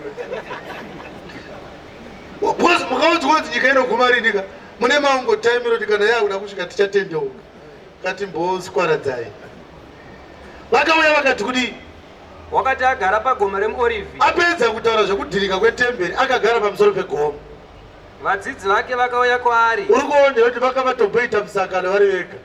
Vakati handei tinomuona. Vakati kudii? Vakati tiudzei kuti izvozvi zvichagova riniko. Temberi inodhiridzwa rini? Nechiratidzo chokuya kwenyu. Chiratidzo chekuti imi maapadhuze kudzoka muri kuti muchadzoka kuzotonga nyika. Tichaziva sei kuti maakuda kudzoka kuzotonga nyika? nechekuguma kwenyika chichava chipiko, uye kuti nyika yakuguma tichazviziva sei? Jesu nyaya yekuguma kwenyika iyi havasi ana Branham vakatanga nayo yekutsvaga date nekudzoka kwake. Ende machechi aya haadi kukuudzai chokwadi kuti takambonyepa kuti Jesu ari kudzoka musi wakati, haana kudzoka.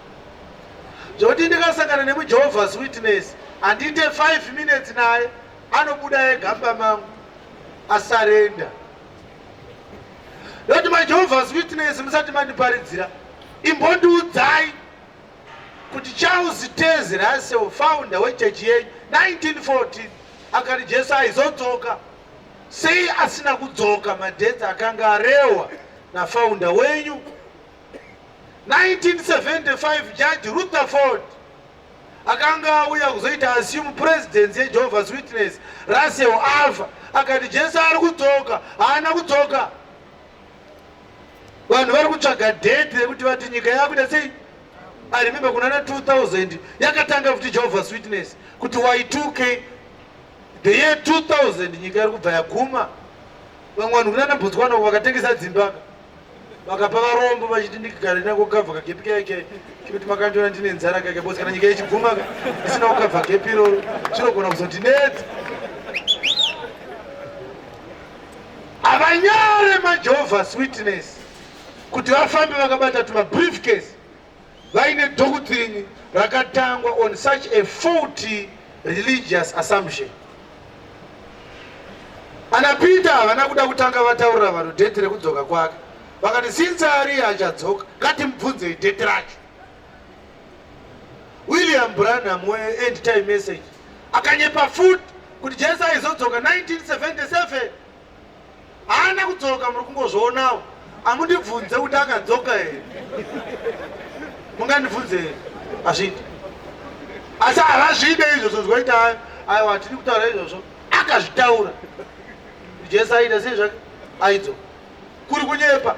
Ellen White we-SDA Seventh Day Adventist Church akaprofita futi nhema 22 October 1855. Akati Jesu ndopa aidzoka achinyeperana nerimwe bora ngoma rainzi Atamila. Haana kudzoka Jesu. Ende mabhuku acho aripo futi ainyora kuti Jesu ari kudzoka. Unojoina chechi rezvinhu zvakadaro.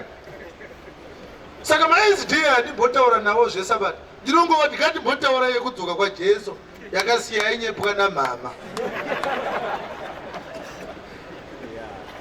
Kana uri muSabata unowirirana neniwe, ichokwadi chandiri kutaura ichi. Ellen White akaprofita nhema Jesu aidzoka musi wa22 October 1855. Haana kudzoka Jesu. Haana kugumira ipapo ka Ellen White. Akazonyepa futi apedza kunyepa ikoko. Atamila akakumbira regerero akati adarasikandiregerere. Ellen White anga asikakumbira regerero. Akati no, ngirozi yakazodzoka yakatiti hauna kunyatsodzwisisa. 1855 ranga risiri date rekudzoka kwaJesu. Jesu paakakwira achienda kudenga paya paya abva panyika anga asati asvika kudenga. Saka 1855 ndo gore raasvika kudenga.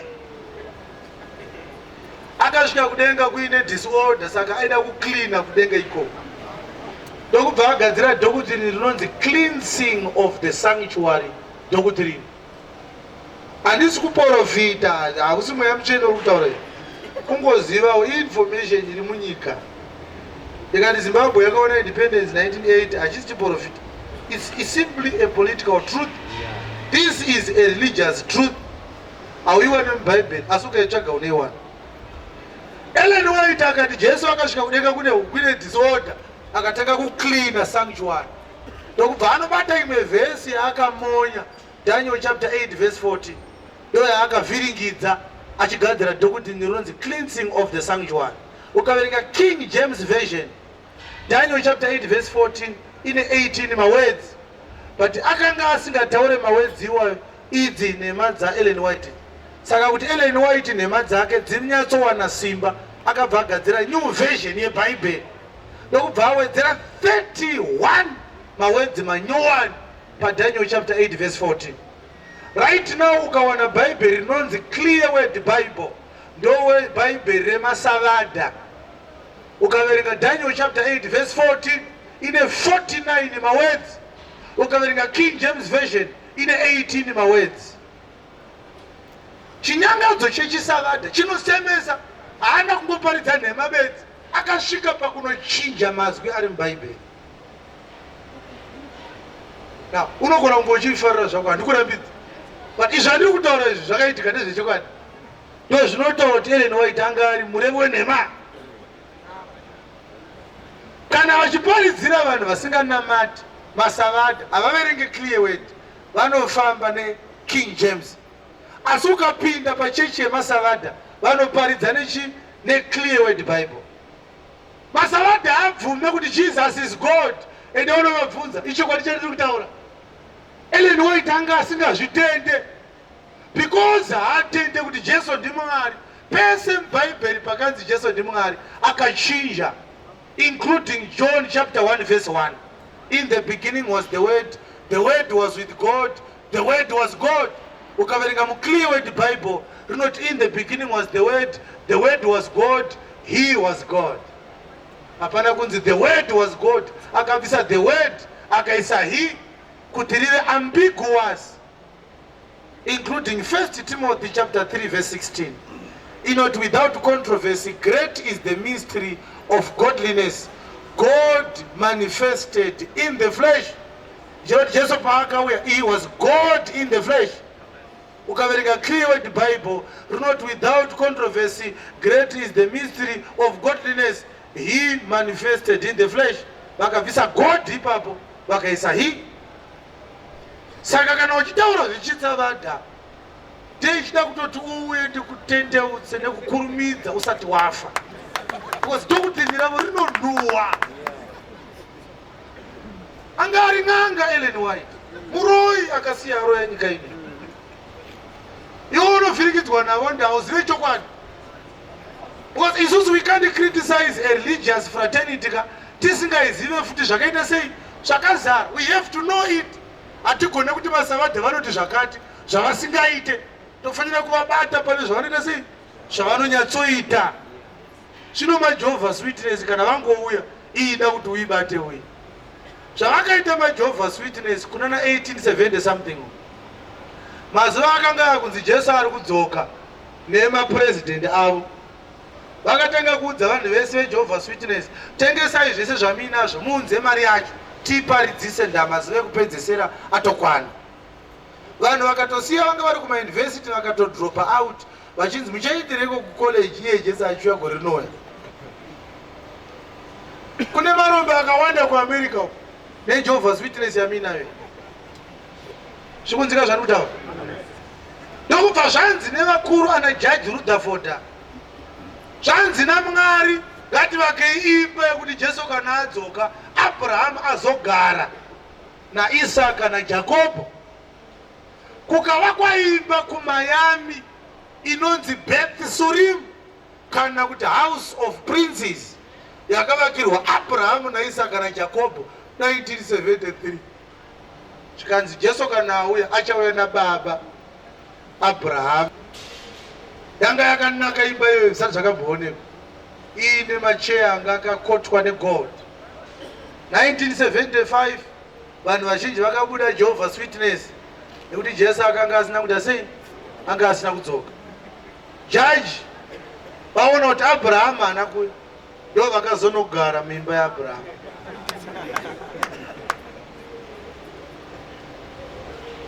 Ndo nyaya unofanira kuvabvunza maJehovah's Witness kuti kwaimba kavaka imba yaAbraham ichiriko here, uchiri kutenda here kuti Abraham achauya kuzogara mumba imomo.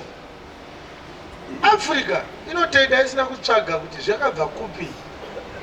Indo zvandakaramba. Don't sell me a doctrine which you do not fully understand. Manje ndandiri kuVictoria Falls, pane bhuku randandichinyora. Saka ndikati ndamboita 1 week ndakazorora ndichinyora bhuku rangu ndichiripedzesa. Ndakanjiverenga zvangu bhuku rangu ndakagara pahotera, zvikanzi nemumwe murungu, I see you read the Bible a lot. Do you know which church I got? Ndikati I don't know. Unoenda kuri? Do you want me to professor? Ingotora chii chaunopinda? Ndinenza nokuda kuda. Zvikanzi I am a Jehovah's Witness. Ndikati, oh, you are one of the victims of Charles Taze Russell. You were bewitched also by this rubbish. She goes, why do you say that? So you actually believe that Jehovah's Witness is a church? She goes, I found. She goes, I don't know about that. Yeah, so don't talk to me about a church which you don't know its origin. Ibolo chaga church yako wazodzoka wakuiziva. Ina andipinde church yako but noiziva kudarika indava. I will go into research. Cheda no research. Ibo mira kutaura zvichi wachitaura ichi. Umotanga wadzidza nezvacho. Wazi vanhu vazhinji vese vanopinda Sabata. Ukavaudza zvinhu zvinotaura havazvizive. Chavanongoziva ndechekuti tichaenda kudenga tikabata Sabata. Usajoine doctrine yausikazive kwayakabva. Handiti? Zviri kunzikira vadikani? Right hand in here. No paridza mchana mchana. Enda uko. Pano wakagumbuka enda kumba. Pauri ipapo pane door. Pana paumbooneka. Unokutanga kuneso wakutenda. Sabo foka tinochinja maparidziro. Tatarisa face yako iyi. Haumbofoka chichikidzira unonyepa. Ndoparidza shoko raKristu ndakasimba. Chinangwa changu ndichoti kana ungoitopinda Sabata utobva wabuda iye mandirani. Atokuburitsa chisavanda chaunopinda. Nechiwachitaura ichi. Woitwa mwana waMwari. How can you claim kuti unotenda kuna Jesu wauri kuramba kuti haasi Mwari? Iro shoko richiti ndiMwari. Handiti Isaiah akanga azviprofita akati, unto us a child is born, unto us a son is given, the government shall be upon his shoulders, his name shall be called Wonderful Counselor, Mighty God, Prince of Peace, Everlasting Father. Asati atombouya akanga atonzi anenge achinzani Mighty God. Imi moramba kuti Jesu haasi Mighty God. What premise do you have kuti Mwari akati murume uyu ndiMwari iwota haasi Mwari? Totenda iwe here kana totenda Bible? Zvino ana Ellen White nana Charles Taze Russell weJehovah's Witness vaibva vatosvika pakunochinja Bible racho. Vanga vaine chivindi senge changa china Kristu watinayo. Because machechi ese ane maBhayibheri awo aakagadzira. ReJehovah's Witness rinonzi Living Word Translation. Toaziva ese. MaJehovah's Witness vanoti Jesu haasi Mwari. Jesu ndiMaikoro, mutumwa mukuru. Zvinosemesa nini? Kuti Jesu ndiani? NdiMaikoro. Iro bhuku richitaura kuti akapuwa zita rakanaka kupfuura revatumwa. Imi mota akaenzana nevatumwa. How is that possible? Huh? Ukafamba chiwo chiparidzira vanhu kuti Jesus is an angel. Mawachitaura bvunzari pasati pakosoma wachotaura iwe. Ndimika munoti Jesu ingirozi.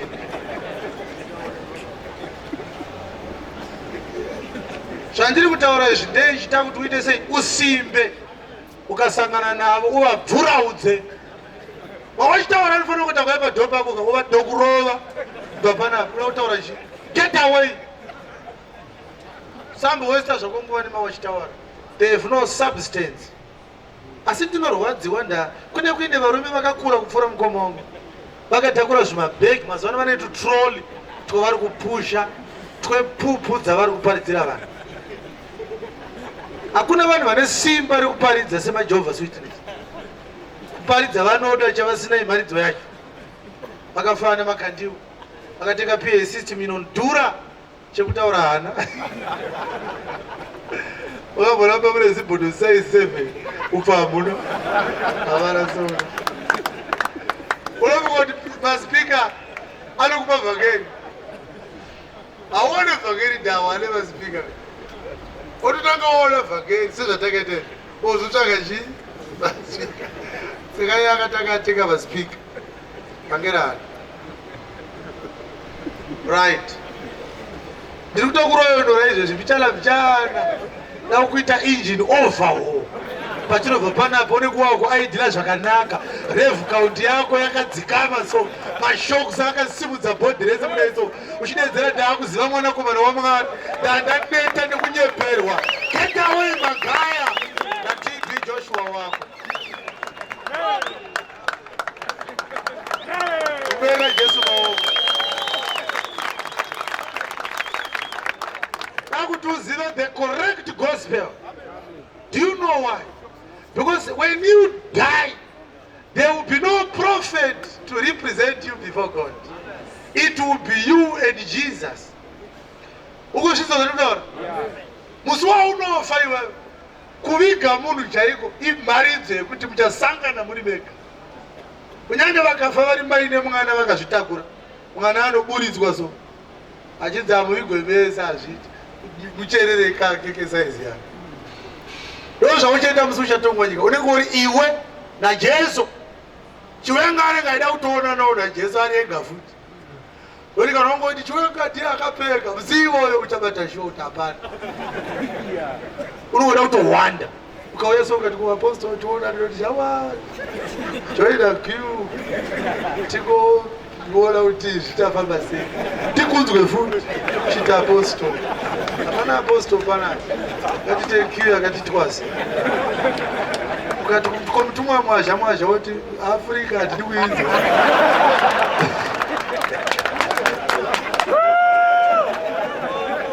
Unofanira kuziva Jesu so. Wozi kana wasangana naye unongochi ndimi maire wane gwaro rakati, ndimi maire wane gwaro rakati. Takadzidziswa chinzi imi ndimi makatifira, imi ndimi mwanakomana waMwari, imi ndimi murevereri wedu. Apadiwe mumwe munhu pakati pa. Mushumiri sign post Chekutu 14. Ukaona usvika pa sign post ukatanga kufunga kuti wasvika pa Chekutu. Uchafanenzara. Hapana kana takisho pa sign post.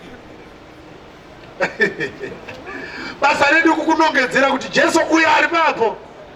Unofanira kutozosvika pana Jesu wacho. Usagumire pamushumiri. Ane kuvhesi. Jesu akapindura akati kwavari, akanga abvunzwa dhethi rekuguma kwenyika. Saka akapindura akati kudini? Chenjerai kuti murege kutsauswa nomunhu. Zvikanzi nyaya yedhethi rekudzoka kwangu mukangoda kuitsvaga maakutononyeperwa. Jesu akanzi nyika inoguma rini uye kuti munodzoka rini. Zvikanzi mukangotsvaga izvozvo vanhu muchanyeperwa asi tareke. Saka uchiona munhu wese anotaura dhethi rekudzoka kwaJesu anozokubatwa udzaka anyepa. Zvikanzi chenjerai muchanyeperwa. Yes. Nokuti vazhinji vachauya muzita rangu vachiti ndini Kristu. ndini Kristu. Vachitsausa vazhinji. Vachitsausa vazhinji. Yes. Muchanzwa zvokurwa neguhu nokurwa. Right. Zvikanzi apfana nyaya yekudzoka kwangu manjeka ndingangokupa hint but data amuri wani. Muchanzwa kuti kuSiria ukuyarira nehosho. Muchanzwa kuti paYemen hapana chakanaka, Saudi Arabia iri kungobhomba. Muchanzwa kuti Russia iri kutsigira inonzi chinyika Syria. Kuti Syria iite handimuzoti last mwedzi yapfuura Syria hurumende yakakanda gasi ikauraya vanhu vayo. Ndokubva America yatozobhomba base ranga richibva gasi iro. America iti vanhu ngavararame, Russia yakati ngavafe. Chikanzi muchazvinzwa izvozvo. MuAfghanistan iri kuputika hondo izvezvi kutaura kuno. Al-Shabaab yapinda muKenya kutaura kuno. 9 people vakagurwa musoro muKenya last week. Zvandiri kutaura zvichokwadi handisi kungotaura nemi. Uno research izvezvi. Al-Shabaab materrorist akabuda muISIS. Akatangira kunana Iran akambogara stereki mupi muSomalia. South Sudan. Iye zvine zvivaa muKenya. Dai vakangogumira ikoko ndapota. Vakauya kuno hatingaitirwe zvakanaka. Because equipment yavanoshandisa vanhu vaya vaya hurumende yedu haina. Boko Haram iri muNigeria kwakashayikwa more than 200 maschool girls vatorwa nematerrorists ari kunetsana nehurumende. Muchazvinzwa izvozvo. Handiri muda kuziva dhethi rekuuya kwangu. Muchanzwa izvozvo. Muchanzwa kuti paMozambique vari kunetsana pari kugurwa vanhu musoro. Muchainzwa iyoyo. Muchanzwa noise yekurovana kwavanhu. Vanhu vaida kuziva dhethi rekudzoka kwake nedhethi rekuguma kwenyika. Ndobva atanga achiti muchanzwa kuti kuri kurwiwa. Yes. Chenjerai musavhunduka. Zvikanzi kana manzwa kuti vari kuurayana, imi musavhunduke. Even uri muYemen muri kuurayiwa vanhu, usavhunduke kana uri mudzidzi wako. Yes. Nokuti izvozvi zvose zvinofanira kumboitwa. Zvinofanira kuitika. Handi mazvizwa. Ombera Jesu maoko. Ngataura chimwe. Isu tanga tifunga kuti ndisatani kaisa ari kuuraya vanhu muYemen. Zvikanzi ayewa zvine timetable kuurayaniwe ikoko hapfani. Zvinofanira kuti zviitwe. Matsamba acho takaasaina kuti vanhu vanochekwa musoro neboko haram. Ngazviitwe izvozvo. Handimaifunga kuti materrorists ndisatani anga aregedzerwa zvedziruma. Mukaona marumwa nembwa tsvakai muridzi wayo. Zvinofanira kuitwa izvozvo. Yes. Asi kuguma kuchigere kusvika. Isu taifunga kuti kana vanhu vava kutobayana kwakutosvika kuguma zvikati ayewa pane ichiri hwazi chaiyo. Kuguma mukaona vanhu vachiurayana kuguma hakusati kwakusvika kuchiri kure. Yes. Nokuti rudzi ruchamukira rudzi. Right. Rudzi ruchamukira rumwe rudzi. Xenophobia attack paSouth Africa. Rudzi rwemaZulu rwakamukira maMdevere namaZezuru emuZimbabwe. Zvakaprofitwa naJesu. Rudzi ruchamukira rumwe rudzi. Yes.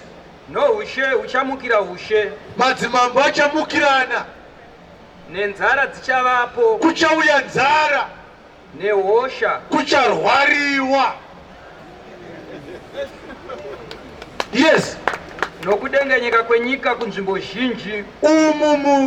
Mundemupi makadonha matisaiti mukafa vano Sierra Leone. Last week muSierra Leone mainzi mafa at least 400. Mvura yakangonaya vanhu vakarara ikakukura dzimba. Last time ndichiona paCNN vanga vachiri kukudubura mazvidhina zvituna havasati vapedza kuzviwana. Kudengenyeka kwenyika muridzi wayo ndiye ari kuidengenyedza kukatofa 400 zvakanga zvarehwa nemuridzi wazvo. Yes. Asi zvinhu izvozvi zvichava kutanga kwenhamo. Haisiriyo nhamo yacho.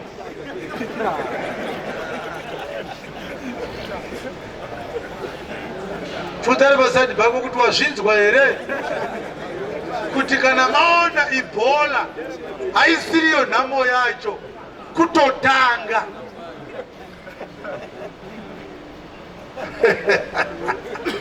Saka ivo vakati tarwadziwa, nyika yaparara, nhamo yawanda, Mwari anoti hausi kuverenga.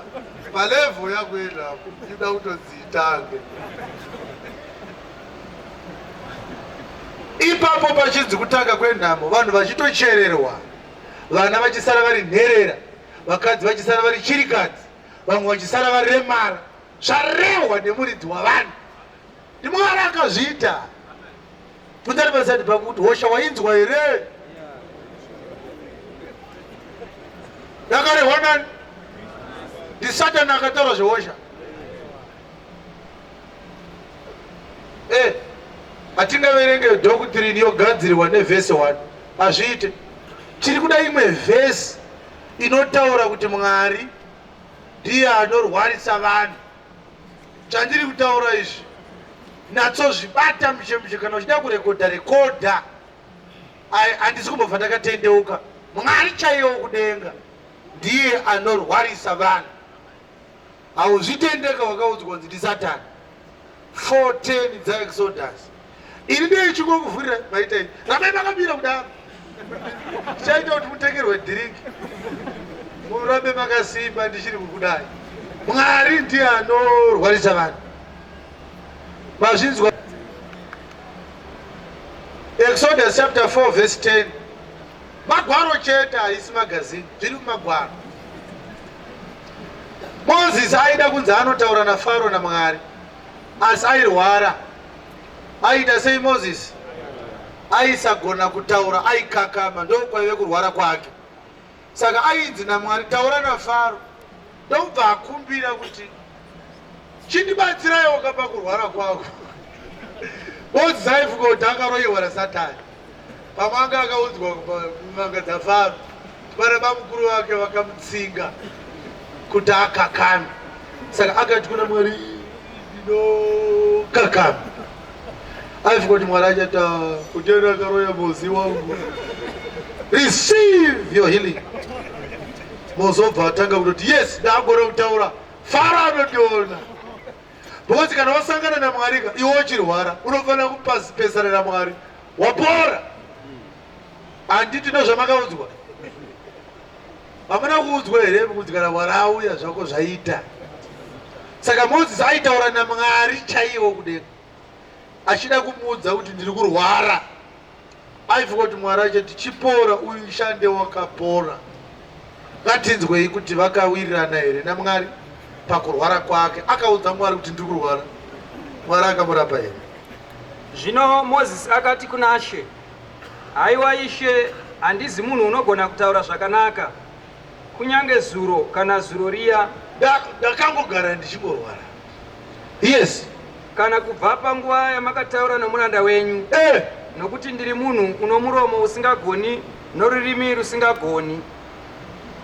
Ishe akati kwaari, handiti manzwa kuti ataurira Ishe problem yake. Handiti ndozvauri kunzi uite here mugomo iwewe. Uri kunzi taurira Mwari problem yako.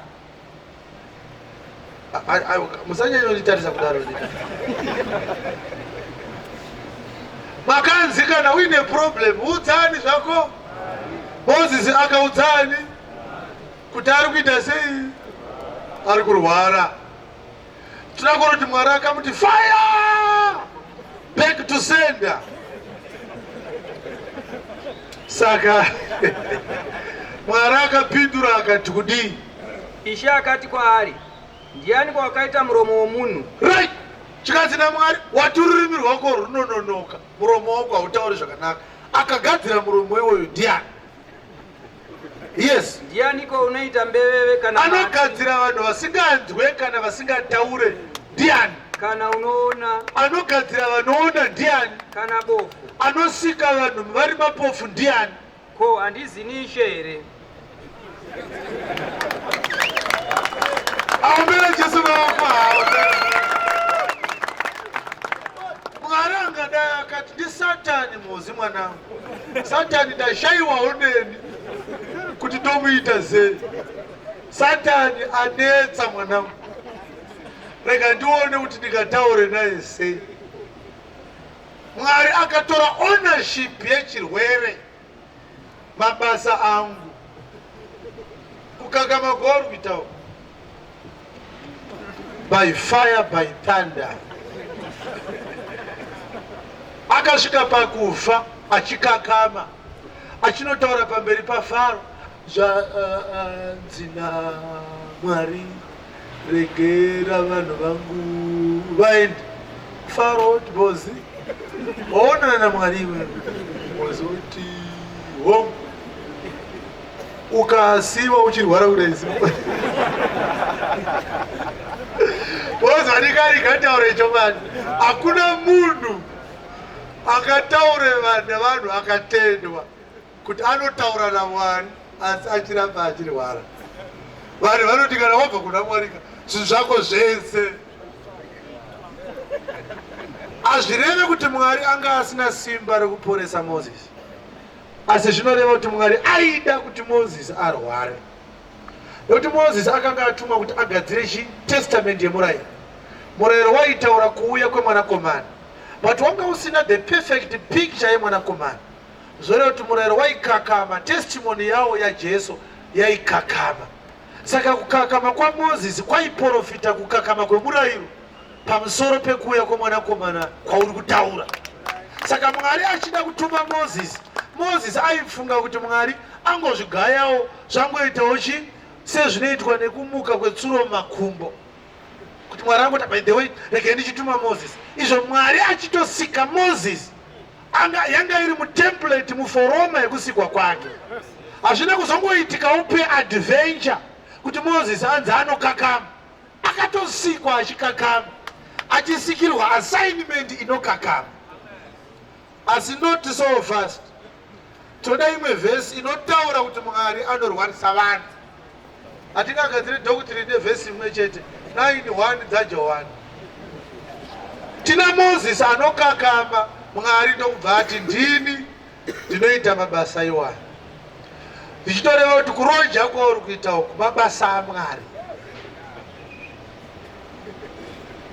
Munozviziva here kuti murume uyo anga ari mbavha akazoponeswa ati kuna Jesu, Ishe mundirangarirei kana maamusha wenyu. Handiti munozoti anga ari amudhirobha. Haana kumbobvira akawana mukana wekuatenda paiparidzwa naJesu, Jesu asati aroverwa. Anga ari bhizi nekurobha vanhu. Airobha vanhu zvokushayiwa nguva yekuenda kuchechi. Asi Mwari aida kumuponesa mukomana wenyu. Ari amudhirobha kudaro, akanzi nhasi ndinenge ndine wekuparadhiso. Mwari haana kungozoti chirege ndingotsvaga ndoponesa, chirege ndiponese uyu. Zvanga zvagara. Tinozviziva kuti bhuku yeupenyu yakanyorwa kare, handiti? Zvoreva kuti Mwari achida kuponesa amudhirobha akaita kuti irovererwe pamuchinjikwa, achiziva kuti akasaroverwa akarembera mukomana kuchechi auye mukomana. Zvichitoreva kuti pane vamwe vanhu vachaponeswa varembedzwa naMwari. Nekuti iwe wakashayiwa basa, wakadzingwa basa. Saka unouya mutaundi munomu uchiuya kuzobheja njuga mumashope enjuga. Iye zvino izvi kuma5 makomba anenge achiita $1, iwe nekuine 5 rand. Wobva wati regai ndimboenda pari kungoitwa zveshoko apa, yakamirira kuti makomba aite sei? Aite 50 cents. Zvokuti dai wanga uri pabasa pano hawaimbouya. Saka kupera kwakaita basa kuyanikwa kwawakaitwa kuti ugozowana shoko raMwari. Because kana Mwari akati anoda kukuponesa, hakuna chinotadzisa Mwari kuti akuponese. But iwe ukaramba uchishiringinya uchitumbwida uchibhidhaira, Mwari achakuponesa at all costs. Ukaverenga pa 1 Corinthians chapter 5 unonzwa zvichinzi mudzingei munhu uyu kuti nyama yake iparare, asi kuti mweya wako ugoita sei? Ugoponeswa. Zvokuti kana Mwari akaona kuti nyama iyi yanyanya kuda kukutadzisa kuponeswa, achaiparadza uchiri mpei. Yaparara wanyatsoona kuti hazvichaita, wozodzikama wonzwa shoko. Kune vakadzi vainetsa mutaundi munomu nekuita upfambi, asi akazoturikwa ndokubva nyama yaparara zvokuti hakuna achada kudanana naye. Mashocks ake akatushuka, macontrol arms ake akapera, mathyroid ends, mabhusha akapera, steering pump yakafa, engine yake yakusmoka. Saka kana asvika pastate iyoyo anobva ati ndadii kumbotsvaka kuti ndiponeswe. Unenge waita sei zvako? Waturikwa. Aiwa, wanyatsoperera Kristu zvako. Handiti izvo zvichiri kunzi Mr. Takawira. Because kuri kumusha wenzi Takawira kunokuwa kunzi Mr. Takawira. Izwi racho rechirungu Takawira. Wakapfeka kasutu kako sezvandakaita izvi, uchibuda mumotikari mako so Mr. Takawira. Uchitira handite zvechechi aime banker by profession. Uchaturikwa. Uchauya chete. Kana Mwari aida kukuponesa anokutora.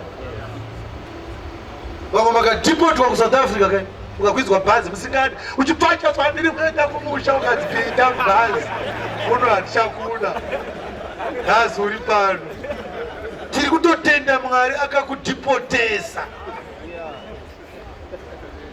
Iti kunari paside pako, hauna kudhipotwa here. Kudhipotwa kunorwadza, uri kudzoswa kumusha kwako usingade.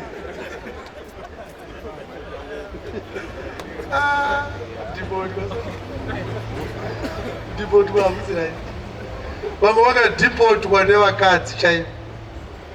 Basa rako rakapera, mukadzi ndokubva aona basa rine mari, ndobva akufunga kuti haangagari nerombe, ndobva akudhipota.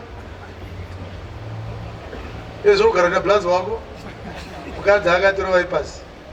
Saka uri pano wakadhipotwa namadhamu.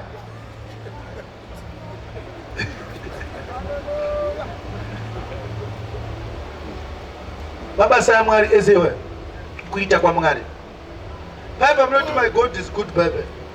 Umwe ugood wacho. Was chinonzi good naMwari ka chinhu chinokonzeresa kuti munhu agoponeswa.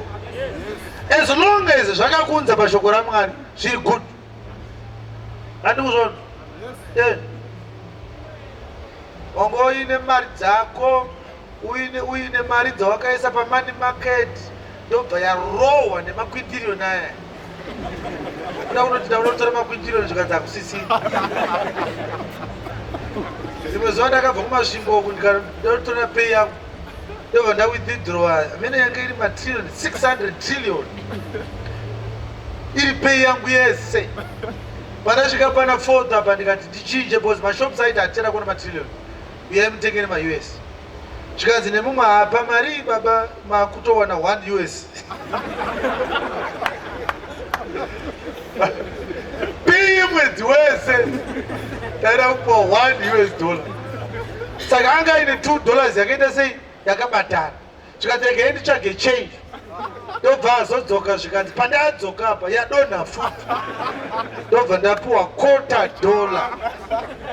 Matuza kuti ma25 cents kwemaise. Paakanotsvaga change yakadonha murodi. Rate yakadonha. Ndikati akomana $0.25 don't pay yangu yemwedzi wese. Saka kana zvikanga zvada vamweni ndokunyumura kwamakaita. Wakapiwa $0.25. Ndobva wazoona kuti yakai ndinzwe shoko raMwari. Zvenyika zvinopfuura. Paunge uchiine mari waisambofunga kuti zvinopfuura. Wakanozotanga kunzisa kuti zvenyika zvinopfuura. Zvatopfuura zvenyika zvacho. Right. Saka Moses akanzi kurwara kwako ndini usamboenda kuno. Saka inda ndine mubvunzo manje shamani kuti Moses akati kuna Mwari ndikurwara. Zvikazira Mwari ndini ndikurwarisa. Anoti koinda ikamunonzi muri Mwari wakarurama. Kunorwarisa futi vanhu futi. Taisi ndisatani guys. Kana Mwari airwarisa Moses. Pane here muprofita aigona kuti kuna Moses receive your healing. Pane here angati kuna Moses back to sender. Moses sender ari kutozikana mwakati. NdiMwari sender anga ari Mwari. Tutare pasati bako kuti unozvinzwisisa here kuti sender pakurwara kwaMoses anga ari Mwari. Alright, ungati aiwa Mwari arwarise vanhu. Hande pa John 9 verse 1. Tione mumwe ari kurwara ipapo. Uyu akanaka uyu. Because vadzidzi ndo vakabvunza kuti ndiani akatadza kuti muchinda uyu arware. Yes. Wakati achipfuura akaona munhu akanga ari bofu kubva pakuberekwa kwake. Uyu akanga azvarwa ari bofu. Vadzidzi vake vakamubvunza vachiti, Rabhi, ndianiko wakatadza, uyu kana vabereki vake? Right. Jesu murume uyu akaroiwa vanhu vane utsinye. Kuti achingozvarwa here baba asingaoni nanhasi aone. Ndiani akatadza iye kana baba naamai vake? Jesu angadai akataiwa nditete vake vari kuhurungwe. Jesu akati kudii?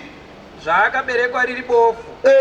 Jesu akapindura akati, uyu haana kutadza kunyange nevabereki vake, asi izvi zvakaitwa kuti mabasa aMwari aoneswe maari. Umberera Kristu. Saka ndiani anga apofomadza muchinda wedu? Akanga amupofomadzirei? Kuti mabasa ake agoonekwa. Saka izvezvi kurwara kwari kuita kumabasa aMwari anoda kutozoonekwa. But isu hatina kutaurirwa kudaro vadikani. Isu takanzi uri kuroiwa. Kubva kuma 1988 kusvika kuma 2002 takaluza vanhu vakawanda muZimbabwe muno neHIV. Vanhu vachingonzi muri kuroiwa. Kwakatozoya varungu vakati aiwa kune chirwere chiriko. Vanhu pavakatanga kunzi test why vanhu vakati hai zvekuti mutorwe ropa rangu hazvidi. Kanzi ropa renyu rinotofanira kutorwa boza ratoone tsvina. Itotitenderai kuritora tirione kuti zvakamira sei. Tikabva tabva kuna 2002 vanhu vachinzi test why hurumende yange isina ma testing facilities akakwana. uye zvakare panga paine stigma against kutestwa kwe-HIV. Vanhu vakafa futi vachiramba kuita sei zvavo. Ini baba vangu vakawiwa navo pabhenga nemukoma wangu. Zvikanzi iwe ndiwo unonzwanana navo vari kuramba kutestwa, varohwa neherpes dama rese kuda kundiroya wozangori sabhuku futi vachimboekita uchifu waba mukuru wangu. Sabhuku vari kuramba kutestwa. Kandi nomukoma wangu chienda ndimbosara navo ndokuenda navo kufood court ndokuvatengera chikafu. Zvikanzi saka iwoda kuti nditestwe futi. Ndikati ndoda kuti mutestwe baba. Indava. Ndikati ropa renyu imimi rine zvinhu zvarinotaura zvamusingagoni kuziva imimi nemurume wenyu. Saka mazuva ano varwere havachataura kuti vari kunzwei, ropa ndo raakutaura. Vane mishina yekuti vanotaura neropa imi makanyarara.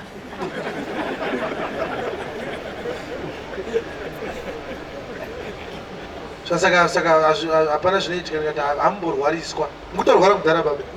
Varida kutotaona kuti muri kurwara nei. Shasha ndobva yazita sezvayo ndobva yanotestwa. Zvikanzi nemukoma wazvikona sei. Ndikati ndibaba wangu totaurirana. Saka vanhu vakaramba kuita sei zvavo kutestwa vakafa. Asi vachirwara kudaro vachiramba kutestwa vainzi futi mukuita sei mukurewa. Maprofita atinawo anga ariko nguva iyo aibata futi vanhu ndo vari kuvaroya ivo vachirwara neHIV. Kusvikira yanzi vanhu vachinzi kana munhu angonzi ari positive musamumhoresa kudai munobva marwara. Kusvikira kwatanga kutoparidzwa kuTV zvikanzi aiwa chirwere ichi hachiwanikwe nekumhoresana. Chirwere ichi chine imba huru inofanira kuti ipindwe kuti vanhu vachibata. Saka dzikamai kana musikane chirwere ichi musapinde mumba imo. Handikona pane nyaya yacho. Ndobva kwazoya futi imwe information. Vanhu vaingoti munhu akanzi ane HIV ototi ane AIDS. Zvikanzi aiwa HIV neAIDS zvakasiyana. HIV is simply a condition yekuti mubhodhi mako mune virus irimo. It doesn't mean kuti wakurwara.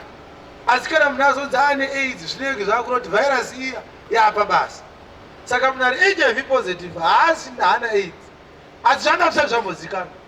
Vamwe vakatotiza varume vanzi vari positive vachiti inini ndinomochera sei anozondirwarisawo. Information yakanga isina kukwana yakanga iri munyika medu. But ndiri kuti inini ava vakanzi murume haasi kuonawo. Ndobva vabvunza Jesu kuti ndiani akatadza. Jesu akati hapana, zvakaitwa kuti simba raMwari rionekwe. Zviri kunzwika? Zvichitora kuti Mwari achiunza bofu riri bofu aive neprojekti naye muchinda. But project yacho yanga isingagoni kushanda kana asiri bofu. Bosi kana munhu achipinzwa basa anopiwa zvokupfeka zvinoenderana nebasa raada kunzi apinde. Kana uri chiremba unopiwa dust coat nestethoscope, kana uri makanika worksuit, kana uri musoja unopiwa uniform, kana uri mupurisa unopiwa uniform. Saka Mwari kana aida kupinza munhu basa aine zvaada kumushandisa anokupa uniform yacho. Pane zvaanoita muupenyu hwako zvinoita kuti zvaada kuita iye zvigonyatsoita zvakanaka. Unenge uine chihadheti chako nezvimagloves zvako nezvimasafety shoes kwa chifamba so. Kana wapedza basa unobva wakurura upfeka hembe dzako dzekumba wokunokwira kombi. Saka mukomana uyu zvaida kuitwa naMwari pari zvaida kuti anga asingaoni. Saka Mwari kusaona ikoko iuniform yaanga akapfekedzwa. Ende tine vamwe vanhu vakapfekedzwa uniform yekusaroorwa. No matter wapoda sei uri kunzi unofanira kufa uri single.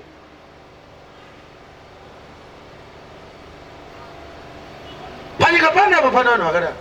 Handa kuti ndiwe aiwa ndangoti varipo. Manzwa zvandataura? Handa kuti iwonza haudhiraivhe ndati varipo vakanzi uyu hafa akatenga moto. Toda kumushandisa achikwira makombi kudaizo. Panyika panapa vanhu vakadhizainwa vachinzwana. Uyu anoroorwa asi anenge achirohwa nemurume zvakatodhizainwa zvakadaro.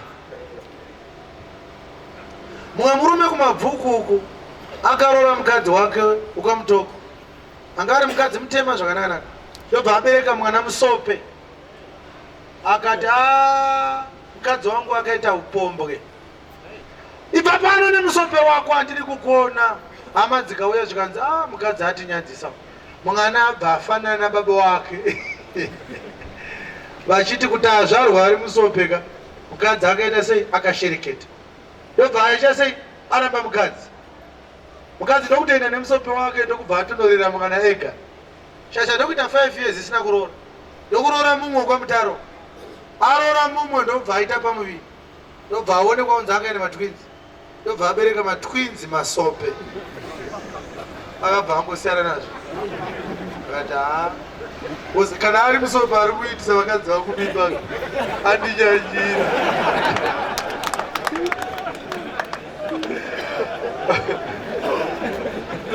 nyamba iye ndiye akari musope wacho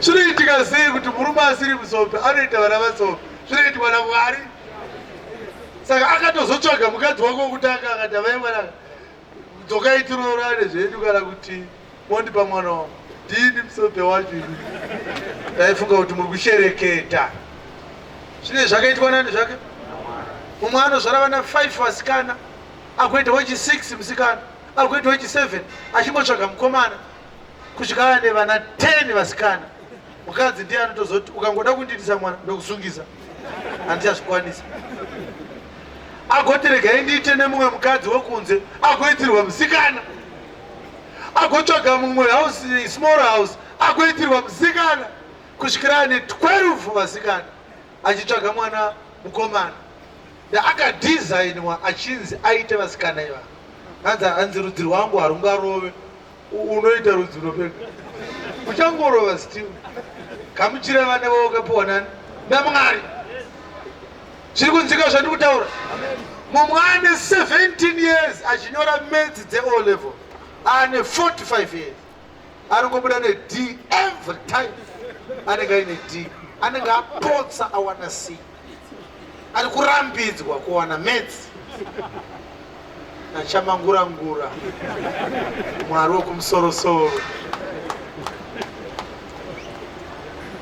mumwe aenda kuchinhoi akaenda bhindura akaenda marondera achinzi imbotiraya VID isiri yemuHarare achida kutora chitambi ari kungorova dhiramu 1 pakurivhesi achingotanga rekukwi akarirova paEastleigh akarirova kuHwange marondera akanorova iwo iye zvinezvi akutofunga kuti dhiramu rakamuvenga chitambi charamba uri kurambidzwa kuita sei kutora chitambi mumwe anongoenda ka1 otora chitambi zvinonzika zvandaura zvipo zvakaita sei zvazvo zvakasiyana mumwe akaroora mukadzi akambata nechikomba akaenda akaroora mumwe akambata nechikomba akaenda akaroora wechitatu akambata nechikomba ndobva azomuregerera akati karikogara tese ira ndikungoniye udzenza hwenyu I think pane zvikuitika pandini inda ndichingoroora nzenza uda unzi ugare nenzenza yako nopedzisira wangu unoti arege ndikogara naye because even karoora wechifoka ndichangomubata ende ukanobvunza vanhu vehama dzemukadziye vano kuti tiri kutoshamba kuti zvikomba akazvitanga sei iye mwana anga akatodzikama pavana vemumusha muno vese kungoroorwa newe anobva atanga iwe ndiwe muvambi nemukwanisi wokutanga kwake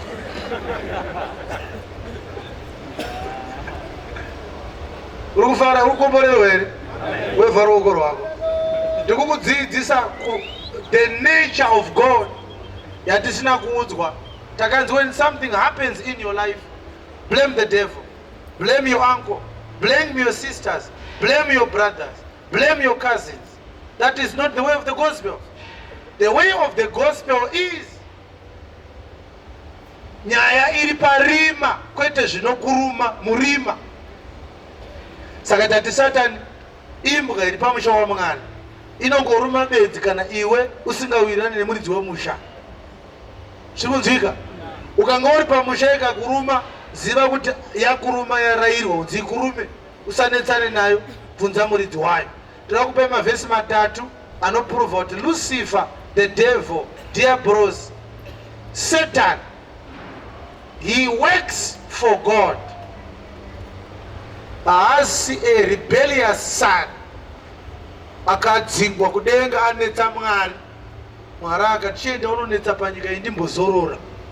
Saka isitanetswa naye kunotaka kutoti kuna Mwari, batai mwana wenyu, onai akutishungurudza.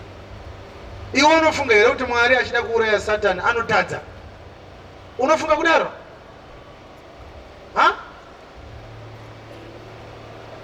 Right. Mavhesi anotaura kuti Satani ari muruoko rwaMwari ndo andaa kuda kuti ndikupe manheru ano. Hapana chinoitwa naSatani asina kutumwa naMwari. Anoshandira Mwari Satani. The devil works for God.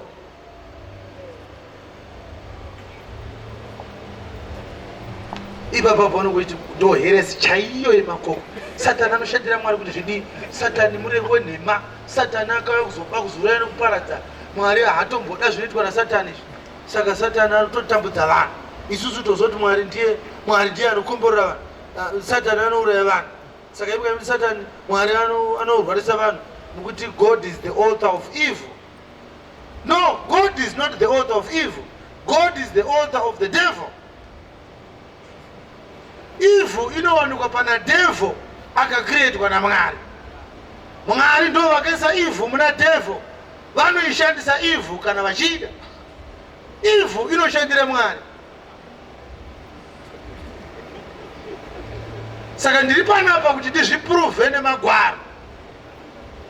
Evil yakasikwa naMwari ikaiswa muna devil. Kana Mwari achida anoishandisa. Mazvinzwa? Right, andepa Luke 23 verse 28. Saka ndauda kupuruvira kuti Satani unoshandira Mwari. Ndobva ndazoita zvandira kuita newe manje. Handichatombobata nyaya ndaida kubata. Iyo yakanaka. Luke chapter 22. Ndinoda kuti uchengete mavhesi aya nditi. Nekuti vanhu havazive mavhesi iwayo. Vanhu vatangire pavhesi 31. Vanhu vanenge vachiti Satani ari kunetsa baba wake Mwari. Uwezve kuti Satani akasikwa naMwari vanhu vanobvuma. Uwezve kuti akamhenga ari ngirozi saka akapanduka. Saka akasikwa naMwari ari right. Ndobva azodecide kuti sei kupanduka. Zvoti doctrine iroro rekuti Satani anga ari right. Mwari akamusika akanaka ndokubva iye azodecide ega kuti ndakuda kuita rebel against God. Mukaitenda vhangeriyo inosiya Mwari aine a questionable deity. Umwari hwaMwari unenge under scrutiny. Uwezve Mwari kana akasika Satani akanaka, Satani obva azoita evil. Zvinoreva kuti Mwari aida kuti Satani arambe akanaka, Satani ndokubva apanduka. Zvinoreva kuti Mwari akakundikana umwari hwake pana Satani. Mazwa andataura. Mwari kana achiita chinhu anochiita kuti chiite zvaanoda kuti chive nenguva yaanenge akachirayira kuti chive saizvozvo. Kana akati chinhu chinge chakadaro nekusingaperi, chinenge chakadaro nekusingaperi. Saka imi muri kuti here Mwari akatovhunduka kuti mwana wangu Satani apandudzwa nei? Kana Satani akapanduka zvisina involvement yaMwari, zvodzora kuti kune mumwe ane simba kudarika Mwari akapandudza Satani against the wishes of God. Who is that? Muri kuona kuti kuitsenga zvakanaka. Mwari asika Satani, Satani akanaka. But rimwe zuva Satani akangoonekwa apanduka. Ndiani apandudza Satani? Mwari haasi kuda zvaitwa naSatani, but zvaitika. Zvoreva kuti Mwari ane zvimwe zvaasingade kuti zviitike, zvinoitika. It is wrong. Zvikangodaro bedzi haasisiri Mwari. Chinosaka timunamate. He is all knowing. He is not only all knowing, he is also all powerful. Ane simba rekudesigna tsoro obva atoti ngaitambwe asi nhingi ndiye achawina. Haangoita predict kuti achawina ndiani sezvinoitwa nemaprofita panyika kuti Manchester United ichawina ne2-0. Mwari haapredicte. Mwari anoita cause what he wants to happen. Haangoti hayawina Manchester sekutaura kwandakaita yatamba zvakanaka. Anotoisimbisa kuti iwini. Mwari kana akati unofa haamirire kuti ufe sezvaareva, anotokuuraya kuti ufe sezvaareva.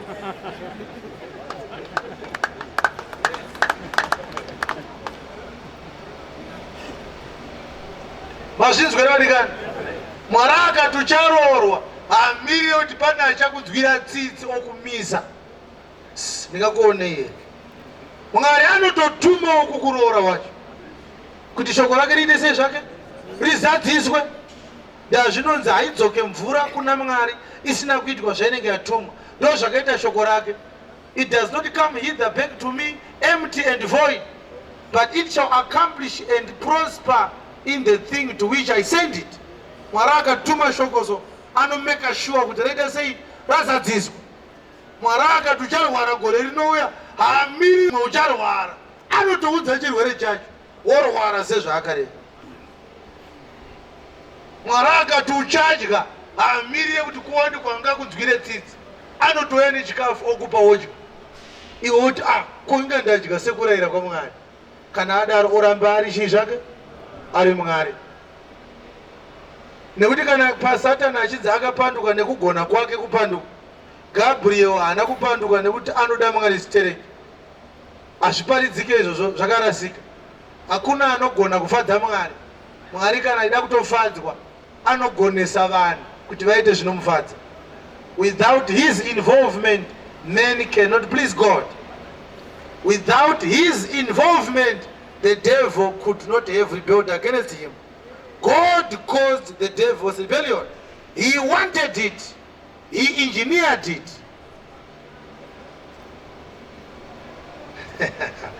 Saka tinoda kuprova izvozvo namagwaro matatu 22:31 dzaruka.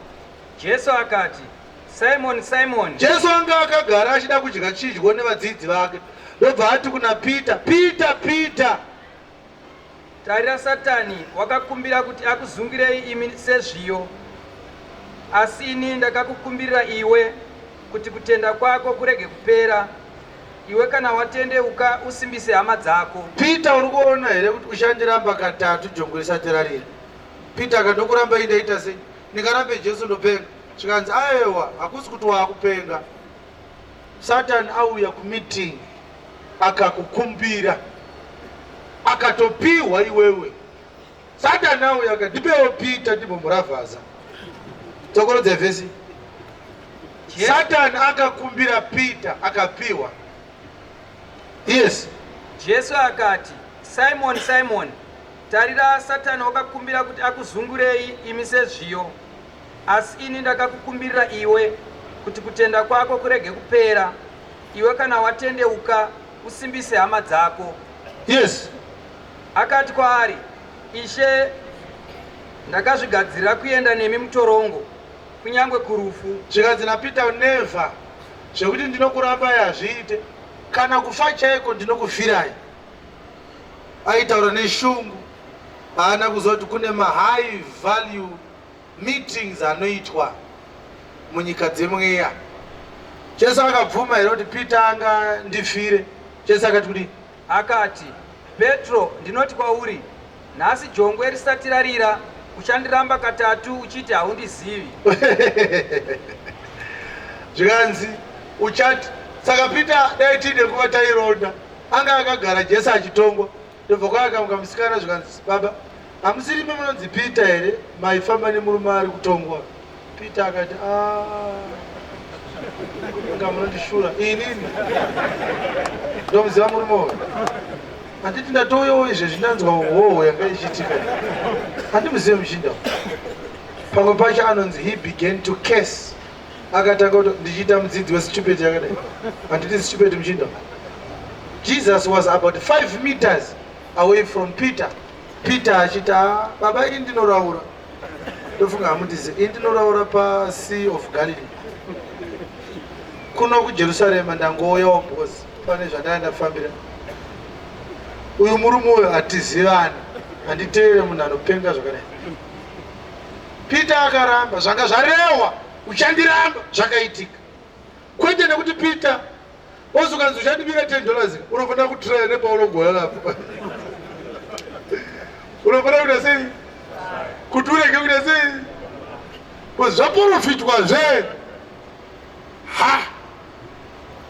izvo answer yekuti sei Peter asina kugona kurefraina himself from denying Jesus 3 times yakanga yabva mumanzwi ekuti Satani akukumbira kuti akuzungure sezvinoitwa wheat. Saka Jesu aifamba navo, but pane musangano wakauya Satani akati kuna Mwari, ndipewo Peter. Mwari akati tora. Ndobva zvanzi naJesu, asi ini ndazokumbirawo kuna Mwari kuti Satani asapedze kutenda kwako, asi uchatozoda kutendeuka kana apedza newe. Mashandiro aarida kuita newe ndeyekutoti utozotendeuka kuti 1. Saka Jesu akatozoti, baba ndokumbira kuti Peter wangu ndizomudzoserwa. Imi mukataura china hamuri vhese, ndasvika matopa Satani mvumo kare. Handikumbire kuti murivhese mvumo yamapa Satani. Ndiri kukumbira kuti ndidzoserwe Peter wangu kana Satani apedza naye. Ndobva Satani naJesu vese vapiwa Peter naMwari wamasimba ose. Asi akatanga kumupiwa Satani. Satani ori kudzifaya every day. Akatoonekwa kumeeting naJesu, haana kudzifaya. Akatosiiwa achienda naPeter.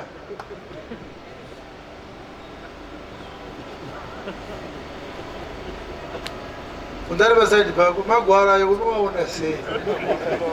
Satani akadzoka mutaundika, munhu wese anotenga reke netsvimbo dzake nembwa. Satani.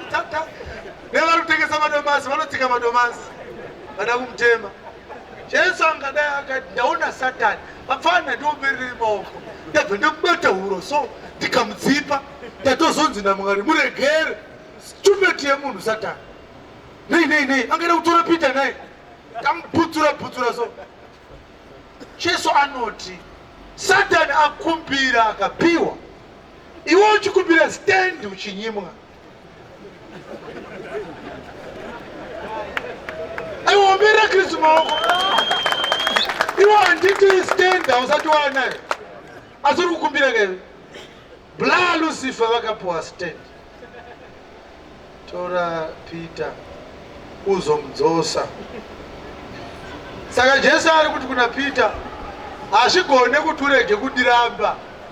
Naizvezvi kutaura kwatiri kuita watova mumaoko maSatani. Uri kuona here kuti zviri kunzi uchandiramba. Peter obva ati hazviite, handikurambi, kana muri mujeri tinopinda tese, kana pari pakufa tinofa hangu. Jesu haana kuti unondida, Mwari hamugone here kungombatsirawo zvibva zvangopera. Akanga achitonyepa Peter kuti aigona kufira Jesu. Kwaive kuita sezvako? Anonyepa ndiani? Anga atomo. Hauna kuzvinzwa kupera Jesu maoko.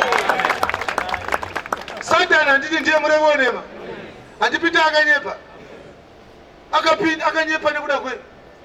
Satani anga amuna Peter. Jesu paakatoti wakumbirwa, hazvina kunzi ari kuda kukukumbira. Transaction yakanga yatoitika. Saka akanga akuti adokufira. Jesu auya kuzofira vatadzi. Peter anga akuda kufira Jesu. Nekuda kwa Satani anga ari mari. Saka kana Jesu ari mauri unoti ndiye anokufira. Asi kana Satani ari mauri unoti uda kufira Jesu iwewe. Uri kuona message ya Satani. Message ya Satani iri kuti Peter anofanira kufira Jesu. Asi message ya Mwari inoti Jesu ndiye anofira Peter. But asi Peter ari kutaura, take note. Ni Satani ari kutaura ari muna Peter. Anga apiwa, tora. Satani uyu wamuri kutsvaga uyu anotobotaura naMwari ufuke. Osiiwa. Iwe unoti Satani ari pa-wanted list yaMwari here. Hai baba. Baba noti mbotauro. Asi manje nalo kuchabotaura. Satani ka ari kunzi ari kurwarisa vanhu. Vese vari kufa ndi Satani. Vese vasina mari ndi Satani. Vese vari kubikirwa sadza mbudza nevakadzi vavo ndiSatani. Vese vasiri kudzoka kumba kumhuri dzavo ndiSatani. Materrorist ndiSatani, mbavha ndiSatani, mabondcoin iwoyo ndiSatani. Right. Jesu obva auya achiti tatiri kumeeting, Satani auya ikoko akakumbira Peter akapiwa. Satani aitsvagwa here naMwari sezvatinofunga? Is God looking for the devil? Sei mati aiwa kuti ane simba naye kana achimuda anomuwana. Hadzi kana achimuda anomuwana. Saka muri kurevera kuti izvo zvimanyorana pana Satani Mwari anopaziva. Saka Satani akafamba anenge anzvenga here kwaari kuti anenge atobvumidzwa kuti aende, anopiwa mvumo. Kana kufamba Satani anopiwa permit, anenge aine marutso ake aari kuplaya. Andozvona wedza jekanyika mukamba Barnabas gotodorowa rusape gandanzara. Jesu zvichitozikanwa Satani ari kuwayawaya. Ndoda kuti tiende pane imwe vhesi. Pane vanga vachitaura bhuku yaJobho panapa.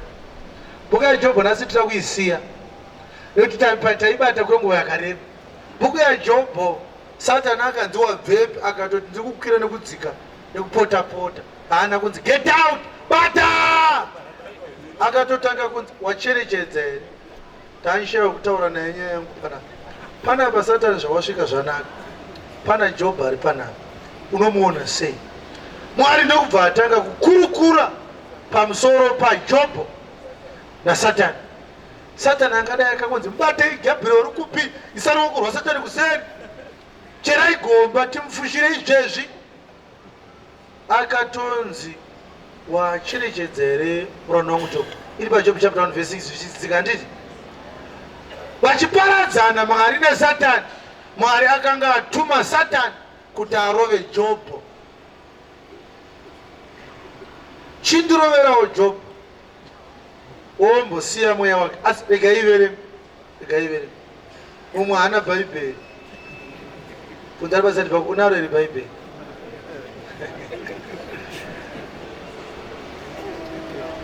Yes. Zvino rimwe zuva vanakomana vaMwari vakati vachinomira pamberi paIshe, Satani akasvikawo pakati pavo. Satani ndokubva ati pfacha. Ngirozi dzanga dzichimira pamberi paMwari so dzichisaruta so, igwe umwe asvika, igwe umwe asvika. Satani ndobva chasvika so.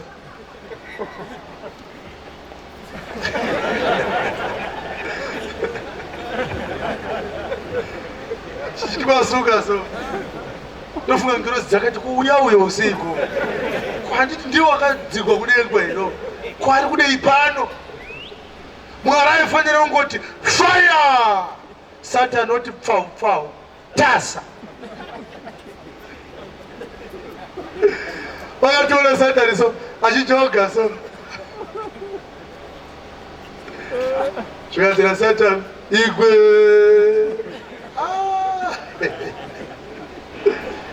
Takidzai. Zvino rimwe zuva vanakomana vaMwari vakati vachinomira pamberi paShe. Yes. Satani akasvikawo pakati pavo. Satani haana kubvunza kuti muri kupi da kuuyawo. Meeting iyi vanhu havaizive kuti yakaitirwa kupi, kana ine handizive. Bosi chandinoziva kuti kudenga Satani haabvumidze kusvika. Zvichiroti nyika meeting iyi yakaitirwa outside heaven in a spiritual place yanga iri convenient kuti Satani agouya. Ndosaka mazonzwa zvichinzi akauyawo. Chaidiwa naMwari ndechekuti Satani agouya, but kudenga haasvike. Saka akatsvagirwa venue yaanogona kuita sei zvake kusvika. Lucifer vasvika. Yes. Ishe akati kuna Satani, Imi maizviziva here kuti Mwari naSatani vanotaura vese? Kati munofunga kuti line rake rakablokwa riri kudhimanda park number, iye kadhi akaita sei akarasa. Vanokurukura vese. Yes. Wabhepiko? Zvikanzi naMwari mfana pachinzvimbo chekuti zvinzi bata, zvakanzi uri kubva kupi? Yes. Satani akapindura Ishe akati, ndabva pakupota-pota nenyika, Bhuruwa yemasvingo, napakufamba-famba wange Victoria Falls, Pindura mutawatawa, Mount Darwin mutoko, gweru kwekwe chegutuka doma. Hallelujah. Amen. Maroots andanjiwaya ndi ndabva pakupota-pota. Yes. Amen. Ishe akati kuna Satani, wacherechedza muranda wangu Jobho here? Haika, munhu wamaa kutaura naye uyu, iye ari kunzi akabata mari dzedu. Rovai Satani atidzorere mari. Hai, haufuke kudaro here iwewe, kuti Satani akauya pachinzvimbo chekuti atidzosere vanhu mari dzavo. Maitiro uri kuita mfana hasi rai. Izvi vanhu vakarambana, vana vanherera nekuda kwako iwewe. Haugoni here kugara kumba kwako iwewe wosiyana nemhuri dzavanhu. Warning you, young men, next time I receive another report about this plunder yauri kuita muupenyu hwevanhu, I will kill you. This is your final warning. Maikoro, munyorere written warning yake udhinde. Ezvizvi vanhu vakabatirwa bhero ravo remabhutsu ekuMozambique pabhodha ravaida kusimagura. Iwewe ndiwo wakavatuma kuti vasimagure zvinhu zviri kurambidzwa kupinda muno. Haugoni here kudzikama mfana iwewe? Tikakudzika kudengawo, tikati pamukaenda panyika unonodzikama, watanga futi. Izvi zvinhu zvoti maelections akarigwa, uri kunzi ndiwe futi iwewe wakaita basa iro. Ekutonda vave nema-free and fair elections, but iwewe ndiwo uri kurigisa va-elections.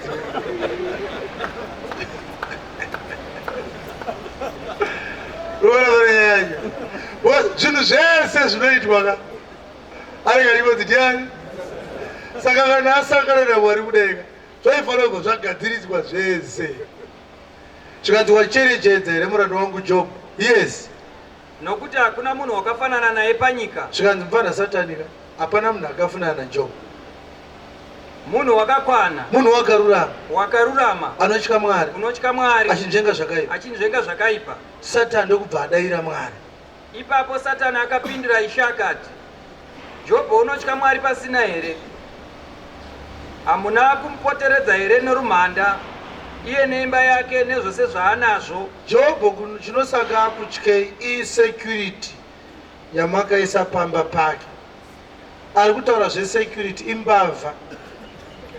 Zvikanzi security iri pamba paJobho haiite. Mwari angadai akati wakaiziva sei? Waida kunobaka iwe ukatadza kupinda. Satani akati kumba kwaJobho hakupindiki. Zvichiroreva kuti anga ariko. Akatombotanga kupinda nepajurahoso, akamborohwa nemagetsi piti, akatengeserera. Saka ari kutocomplain. Security yamakaisawo ivi pamba paJobho iyi yakanyanya. Mwari angadai akati waitsvagei kumba kwaJobho? Mwari akati it's okay. Wozongana mudaidzani security isikaiteka aitaurwa neasina kusvika apa. Satani anga ariko akatadza. Saka ari kuto anga ine chigumbu ndakatadza kupinda pamba paJobho. Yes. Pamativi ose makaropafadza mabasa emaoko ake. Makaropafadza mabasa emaoko ake. Yes. Uye pfuma yake yakawanda panyika. Yes. Asi tambanudzai henyu ruoko rwenyu zvino. Ndobva Satani akuadvhaisa Mwari. Zvikanzi kuti muone kuti Jobho anokutyai here kana kuti haakutyei, murovei. Mwari akanzi tambanudzai ruoko murove. Imimi Mwari rovai Jobho. language yandinonzwisisa ini yekuti munhu agoonekwa kunzi anokudai here kana kuti haakudei ndeyekunge munhu arohwa. Jobho akaguta zvaari kuita, haamborega kunamataki. Murovei, yes, murove zvose zvaanazvo, pfuma yake ngaiparare. ipapo iye uchakushorai pachena. Anobva atanga kukushorai Jobho. Iadvice iri kupiwa the Most High God naSatan. Jobho Satani asiri akati ngatitaure nezvaJobho. Mwari ndiye akati ngatimbotaura nezvaJobho. Ndaandichayo kutaura naye. Iwo ndionowaya panyika. Ndiwo ungatotaura nezvaJobho neni. Maikoro haana idea. Uri kuona kuti ndo zvavakaisirwa panyika, kuti vaMwari vagopurifyiwa, iye achishandiswa naMwari kudhinda vanhu vaMwari vanenge vasara vakabata shoko raMwari vadhindwa. Mwari kuti ava vanopinda. Satani ari kuti kuna Mwari rovai Jobho tigonyatsoona kuti anokudai zvakadii. Izvi kuti anonzi anokudai izvi achidya mango zvaari kuita hapadiwi, hazvina kururama, ngarohwe. Yes, Ishe akati kuna Satani, Mwari ndokubva apindura, akaadvaiswa kunzi Mwari arove Jobho. Mwari akapindura pamusoro peadvice, angadai akati God forbid ndorova Jobho ndinopenga. Dakurova iwewe tikumboona kuti kurohwa kwakaita sei. Inde uchiproposa kuti vamwe varohwe iwewe. Mwari vangadai vakatsiura Satani paadvice yekurova Jobho. Ngatinzwe kuti vakati kudini advice iyoyo. tarira, zvose zvaanazvo zviri paruoko rwako, asi usatambanudzira ruoko rwako kwaari. Naizvozvo Satani akabva pamberi paShe. Iwewe murove, iwewe Satani, handiti wati ndirove Jobho, ndiroverewo Jobho iwewe. Zvekurova izvi unenge unozvigona. Dhinda Jobho. Ndobva Jobho arasikirwa nevana, pfuma ikaparara, ari mabasa ani. NdiSatani here. Handiti Satani akati kuna Mwari rova Jobho. Mwari vakati murove iwewe. Kwete kamwe chete, kaviri, chapter 2 verse 1. Akaroverwa zvinhu zvake zvese, akanzi haana kutuka Mwari, akatenda Mwari, akaramba akarurama.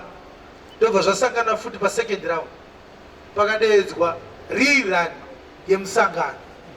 Yes. Zvino rimwe zuvazve vanakomana vaMwari vakati vachinomira pamberi paIshe, Satani akasvikawo pakati pavo. Arova Jobho akadzoka. Ondo. Achijoga so. Abva kunorova Jobho. Mwari vangadai vakati kuri unorova Jobho wazonyanya. Jobho asisina kana mwana 1 pavana 10 vaanga ainavo nekuda kwaMwari. Yes. Akamira pamberi paShe. Akamira pamberi pa. Yes. Ishe akati kuna Satani, wabvepiko?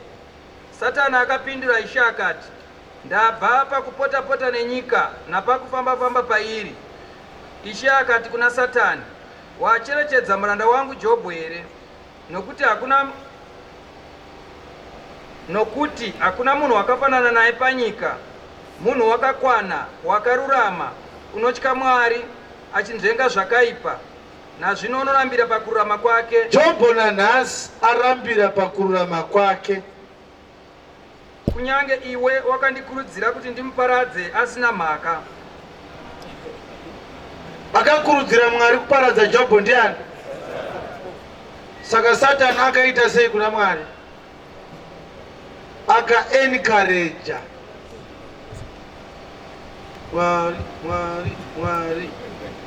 Mwari havana kuti iwe wakarova Jobho. Mwari akati ini ndarova Jobho, but ndakurudzirwa newe. Akarova Jobho ndiani? Mikaemi, hamusi kudaira zvakanaka. Akauraya vana vaJobho ndiani? Akasvika kumba kwaJobho ndiani? Saka Mwari chii kuna Satani? Satani chi kuna Mwari?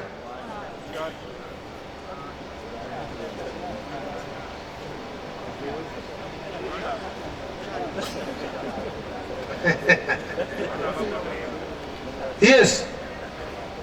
Satani akapindura Ishe akati, Skin to skin and flesh for flesh. ganda rinotsiwa neganda. Zvose zvaanazvo munhu ungazviisira upenyu hwake. Yes. Asi tambanudzai ruoko rwenyu zvino murove mapfupa ake nenyama yake, ipapo uchakushorai pachena. Murove foot, but this time churova inyama yake Job chaiyo chaiyo nemabhonzo ake. Apa patarova zvinhu zvake nevana vake vakafamba, haana kukurambai. But mukarova nyama yake Job anokurambai.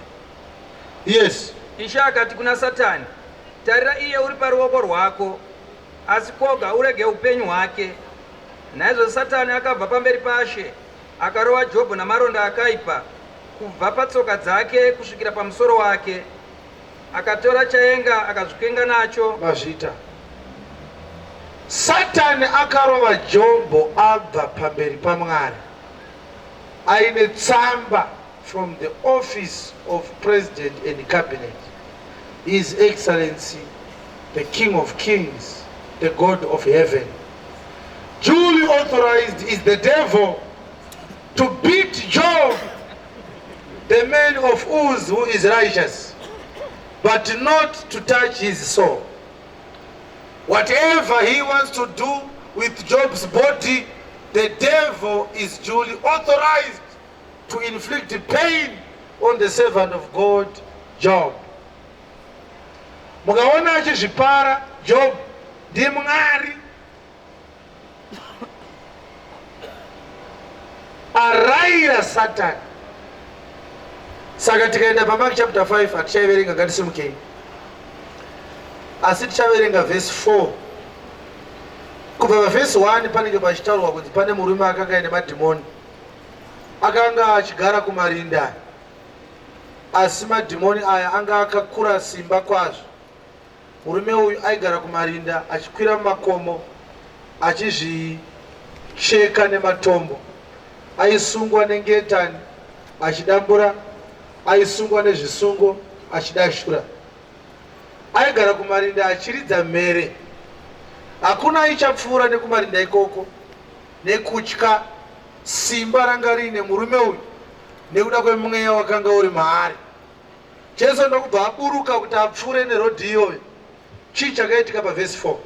Nokuti kazhinji waisungwa nezvisungo zvamakumbo namaketani, asi waidambura maketani nokudashura zvisungo. Kwakanga kusina munhu waigona kumunyorovesa. Nguva dzose usiku namasikati waigara mumarinda nomumakomo achidanidzira achizvicheka namabwe. Zvino akati achiona Jesu ari kure, akamhanya ndokumunamata. Akadanidzira nenzwi guru akati, ndine mhaka yeiko nemi Jesu, mwanakomana waMwari wokumusoro-soro? Ndinokupikirai naMwari kuti murege kunditambudza. Nokuti wakati kwaari, buda pamunhu, iwe mweya wetsvina. Akamubvunza akati, zita rako ndianiko?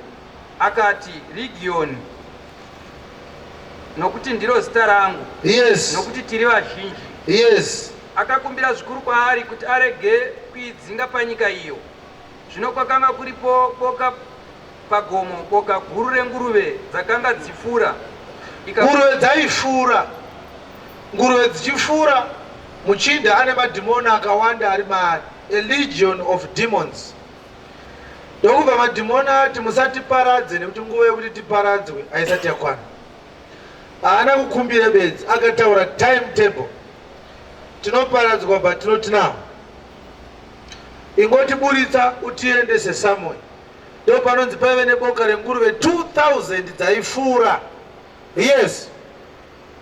Ikakumbira zvikuru kwaari ichiti, mweya ndokubva yakumbira Jesu ichiti kuti titumirei kunguruve. Tinokumbirawo kunogara munguruve. Kuti tinopinda madziri. Toda kunopinda munguruve, tipewo mvumo.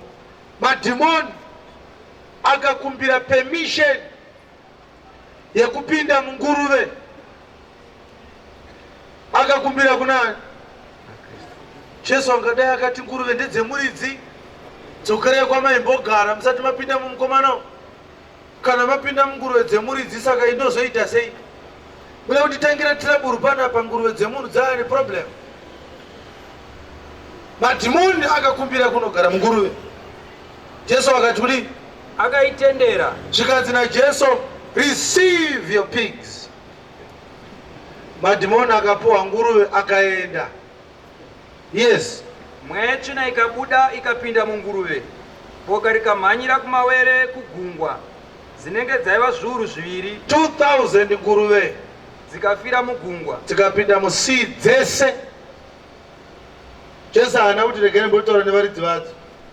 Varume mune nguruve zvenyu pano. Pane murume anoda kuponesa ari pamakuva apa. Madhimoni ari mumukomana anoda kupinda munguruve dzenyu. Chindiwekerai kuti nguruve dzenyu dzinoita mari. Because kana madhimoni apinda munguruve dzichafira mumvura. Ndokubhadharai mozotanga futi business renguruve. Tine urombo zvichangoitika by mistake. Jesu haana kutaura nevaridzi venguruve. Akataura nemadhimoni. Varidzi venguruve varipo. Painge paine vanhu vari kufudza nguruve, poita madhimoni ari mumunhu. Jesu akachuza kutaura nemadhimoni achisiya vanhu. Jesu akawirirana namadhimoni. Ukaiverenga kuzasi kwacho, madhimoni aenda. Varume vakatozoti kuna Jesu, buda muguta muno. Zvaasina kuitwa nemadhimoni. Madhimoni haana kudzinga Jesu, asi vanhu vakadzinga Jesu. Madhimoni aida kutoenda, iwo ndiwo aibvuma kudzingwa. Vanhu vachikumbira pekugara kuna Mwari, vachiita seMwari asiri kuda kuvapindura. Madhimoni akakumbira pekugara, akapuwa musiwo. Zvoti muroja azviite, pindai munguruve izvezvi. Asi ndokumbira kuti muverenge zvakare verse 1 tichipedzisa nyaya yedu. Vhesi imwe chete ndoda kuti muverenge verse 9. Verenge verse 10. yaMark chapter 5 iyoyo. Akakumbira zvikuru kwaari kuti arege kuidzinga panyika iyo. Madhimoni akati kubuda mumukomana atirambe, asi tokumbirawo kuti muno muchitungwiza tisadzingwe. Pari kurongwa zvekudzingwa madhimoni mumunhu, madhimoni akaindiketa kuti area yatiri iri right. Kuti mutidzinge muHarare tizonotsvaka kunogara kumasvingo kana kuHwange bodo, tidzingei mumukomanawo, asi motisiya tiri muno muHarare. Jesu akati itai zvamuri kuda. Zvichireva kuti Jesu aigona kuti handidi, itobudai muguta muno, mobuda futi munyika muno, mobuda futi panyika pano. Bozi pane guta riri munyika iri panyika. Madhimoni aida kuti asadzingwe muguta. Akakumbira kuti tinoda kuramba tiri muguta rino. Jesu akati hongu, garai muno. Madhimoni anga achigara mumunhu anga achizvicheka. Effect yemadhimoni ine humbo. Madhimoni akaramba ari muguta muno, mumwe achazvicheka futi. Jesu akabvumira kuti madhimoni akadaro aramba ari muguta. Zvichitoreva kuti madhimoni achibuda mumunhu achinopinda munguruve, effect yemadhimoni yakaburitsa loss kubusiness renguruve. Pig Industry Board yakavharwa nedeliverance yemunhu. Zvichireva kuti pakaparara nguruve, akabuda futi munguruve dzakanga dzafa, akanotsvaga futi vanhu vekupinda. Saka pane munhu here aigona kuzosara achidzinga madhimoni muguta Jesu aenda? Kana Jesu akanga ati garai muguta asi mumukomana budai, pane munhu angati madhimoni ngaabude muguta? No. Imagine kuti mbavha yabatwa mumba mako, yokukumbira kuti ndokumbirawo kuti ndinobira maraini ari kusero. Iwe uiregera kuti enda unobira kumaraini ari kusero. Isu tikabata mbavha tienda naye kumapurisa. Jesu abata madhimoni ari kunetsa vanhu. Angadai akabva asunga akati hande ndinokukandai muHadesi straight, hamubude kusvikira nyika ichitongwa. Ndikakuregai muri panyika ino muchanetsa futi vanhu. Kati mona akakumbira kuti atidi kudzingwa muguta muno, Jesu akati home, garai muno. Saka kuchekwa kuitwa vanhu munokufarira aka Jesu. Zvikanzi ayeyo kuchekwa kwandisingafariri ndekwevanhu vangu vakafanana neuyu. Vamwe vese ngavachekwe zvavo, asi vangu handidi kuti vachekwe. Saka madhimoni anongotambudza vanhu ndokunge Jesu azvitendera. Number 1. Number 2, Satan to destroy the people that belong to Jesus. When it comes to the elect of God, the devil knows his boundaries. Only to those that are not part of the elect, the devil anoita donga watonga. As ikoko foot ane boundaries. Distraction yake ine zvayo. Because iwe unofunga kuti Mwari anongokontrola vanotenda chete, vasingatende chaivo anovakontrola futi. Ndikukutaurira kuti vasingatende anoita sezvake anovakontrola futi. Tiyabata mezuva iyo. Hallelujah. Amen. Chandadedzera murume uno, ndanga ndichida kuti ndiise imbwa ichinzi ndiye Lucifer. Achiruma kudaro ane muridzi wake. Ende panyika paari panapa, papa pemuridzi, nyika nekuzara kwayo ndezvani? NdezvaMwari. Isusu tiri kuona Satani achinzi anouraya, anoba, anoparadza. Izvozvo ndezvechokwadi. Asi chisiri chokwadi ndechekuti he is a loose cannon. That is not true. God is completely in charge of not only the operations of the devil, but even the existence of the devil itself. God is in charge. Ndikati tishikewo, murume uyo tishikai, pane mbwa anoti indozviziva nditakateitenga, svikai, kana ndiripo kudai haikurumei. Kuuya kwangu kumurume uyu ndinotouya ndichiziva kuti imbwa iripo uye inoruma, asi tariro yangu yekusarumwa muridzi wei zvake. Kana ndikaramba ndichingouya inoramba ichindihukura, asi musi wandinozoti unzi nemurume uyu wadii kugara pano semuroja wangu, wadii kugara pano semwana wangu. Ona handina kana mwana, musha uno wakakura, ndodawo mwana wandinopota ndichiitisa zvandinoda pamba pangu. Unogara zvako, asi ndikakutuma zvandoda kuti uite usazoramba. Sinzi uri kunetseka nepekugara, dzimba dziripo pano hadzina vanhu. Ukauya ukagara pamba 2 days dzekutanga ukabuda panze inenge da kuhukura. Panopera svondo unenge wakutoiti ichitokujambira kudai. Inotanga kuti uyu nenguva ari pano. Hakuna mbavha inoita 1 week iri pamba pairuda kuba. Anofanira kunge awe pano muchinda. Zvekuti rimwe zuva mumwe akati gogogoi, iwe ndioni kwakutodaira, svikai. Uyu oti pane mbwa, oti svikai henyu ndiripo, haikurumei. Wakutoudza vamwe kuti mbwa hairume, yawaitombotywawo kurumwa nayo usati wakuzivana nemuridzi wemusha. Omberera Kristu maoko. Ndo zvakaita relationship yedu naSatani panyika ino. Kana uchiri kure naMwari unenge uchitibata imbwa, out madhimoni, fire, thunder.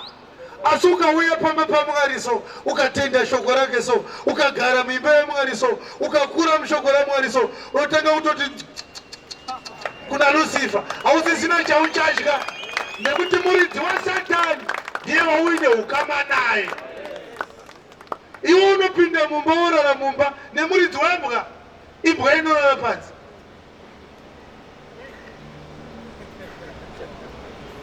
Saka vhangeri zvayakaita ukanyatsoiziva, ukanyatsoita waMwari zvakanaka, ukanzwa munhu achiparidza kuti Satani akazodai achida kukusvikidzira so, unototanga kuti idzi dzichiri kudze kwegere, ndosaka dziri kuti bata imbwa.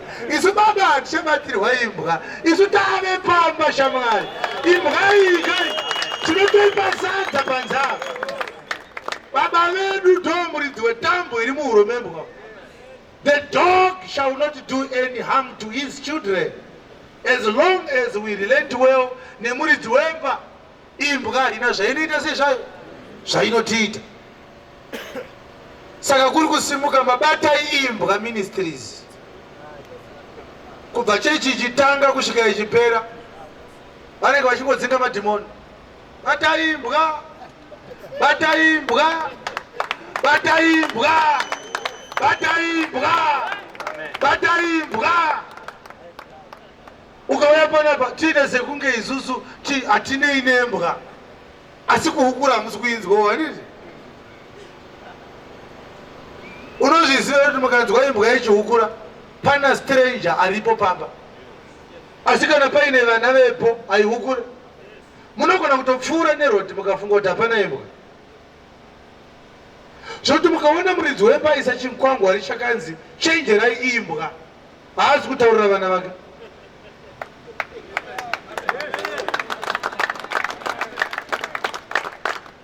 Haasi kutaurira chi? Ari kutaurirani? Strangers. Saka mukaona magaya anyora beware of marine demons, he is a stranger. Asi mwana wepamba. Wepamba havaverenge chikwangwari chakanzi beware of dogs.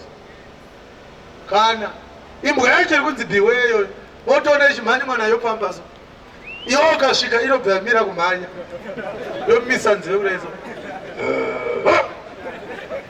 Iwo patinga uri kudzwanana nevana ava. Itatanzezo handikuzive. Pinda pagedhi apa uri. Unosvikirwa bhurugwa rakamwaukwa, ropa richijuja, nembwa yaswera ichitamba nevana. The devil means no harm to the children of God. The devil harms strangers to God. That is the correct teaching. Zvekuti chechi yanga isingafaniri kuspenda nguva ichiti kuvanhu kuchauya mweya wakati ngatibatei mitsanyo wemweya wemadhimoni, mweya yenjodzi. Imbwa yamuri kunetsana nayo, mukauya pamba paira munotoona muridzi wayo achitoperekedzwa nayo kuenda kunotenga chingwa patakshop. Inoruma vatorwa. But chandaida kuti ndisagare pasi ndisina kukuratidza ndechekuti muridzi wembwa anotaura nayo akatoiti sit down inogara pasi. Vana vemuridzi wembwa vanotaura futi nayo vakatoiti sit down inogara pasi. Iwewe ikanga yakuona wapinda muyadi, uone kuti sit down, uone kuti inogara iri pasi. Inenge ichitori mhosva nyuwani yekutaura nayo kuti sit down. So the devil, he has got a deceptive ability in which he lures people into fear. People fear the devil more than they fear God. And in that position, you become vulnerable. Because unenge wakufungidzira kuti Satan ane simba kupfuura Mwari akakuponesa. Mwari haadi kuti utye Satan. Mwari anoda kuti utye iye Mwari. Nekuti ndiye muridzi wako. Satan haana kukufira pamuchinjikwa. Uye Satan haana kufirwa pamuchinjikwa. Akakosha pakati pemutadzi naSatan kuna Mwari. Mutadzi akakosha kupfuura Satan. Because Satan paakatadza hakuna akamufira pamuchinjikwa. Asi iwe paakatadza Jesu akakufira pamuchinjikwa. So God loves mankind more than he loves the devil. But God uses the devil to train his children to put their trust in him more than in their own abilities. God wants to train the people to fear him more than they fear the devil. Saka kuna Job anozonzi pa chapter 38 and 39. Garwe unoriziva here. Zvikanzi naJob garwe hariti. Zvikanzi pane ranga bope garwe rikamutonzera kecho. Job haana kuzodaira. Indinofunga kuti aingoti chabvawo nekupiwo izvozvo. Ndiani akamboda kubopa garwe. Zvikanzi naMwari garwe ungagonere kururaya nemuseve nekuda kwemakwata ari inawo. Jobho haana kudayira. Ini ndinofunga kuti aiti museve uchipinda nepaiko mumakwata akadaro zvikanzi naMwari. Asi kaJobho unogona kubata shiri ukasiya wakaipa vana vako vakatamba nayo. Jobho ndofunga aiti mumwoyo make hongu shiri inotambika nayo zvikanzi naMwari. Asi garwe ungabatire garwe wosiyira vana kuti vatambe naro. Jobho aigoti kozvaita zvazvizvo garwe rinotambwa naro rinotambika naro. Handiti vana vanobvarurwa vakafa.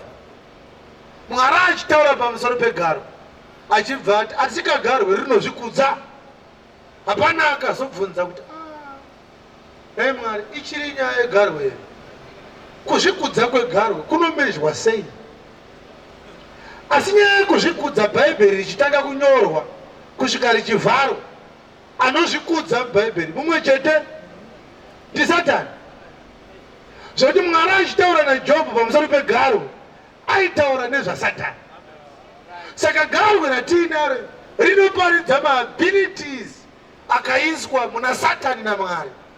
Mwari apedza kuudza Jobho kutyisa kunoita garwe ndokubva azoti ko akarisika anotyisa zvakadii. Matyire aunoita garwe ko akasika garwe unomuona sei? Jobho akati saka kana garwe richityisa taifanira kutotya akarisika kupfuura iro garwe racho. Mazvinzwere varikani? Nyaya ndiri kutaura yaisinganonyorwa. Ndichangokupa vhesi yacho handisi kuzoiverenga noda kwenguva yedu tichizonamata. Nekuti dambudziko ratinaro panyika pano vanhu havaite sezvavo havaverenge magwaro. Haleluya. Ndiri kunzwika. Ndoda kukupai nyaya yegarwe iri paGenesis paJob 39.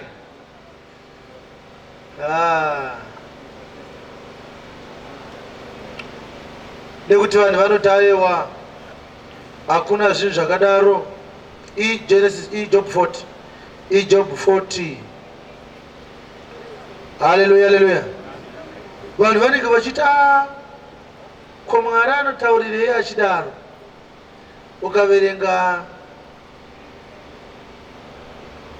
Ukaverenga Job chapter 40 unogona kuverenga zvakare kubva pavhesi ya 15. Nekuti ndoda kuti uzive kuti Mwari hapana chinhu chaakasika kuti tingonakidzwa nacho.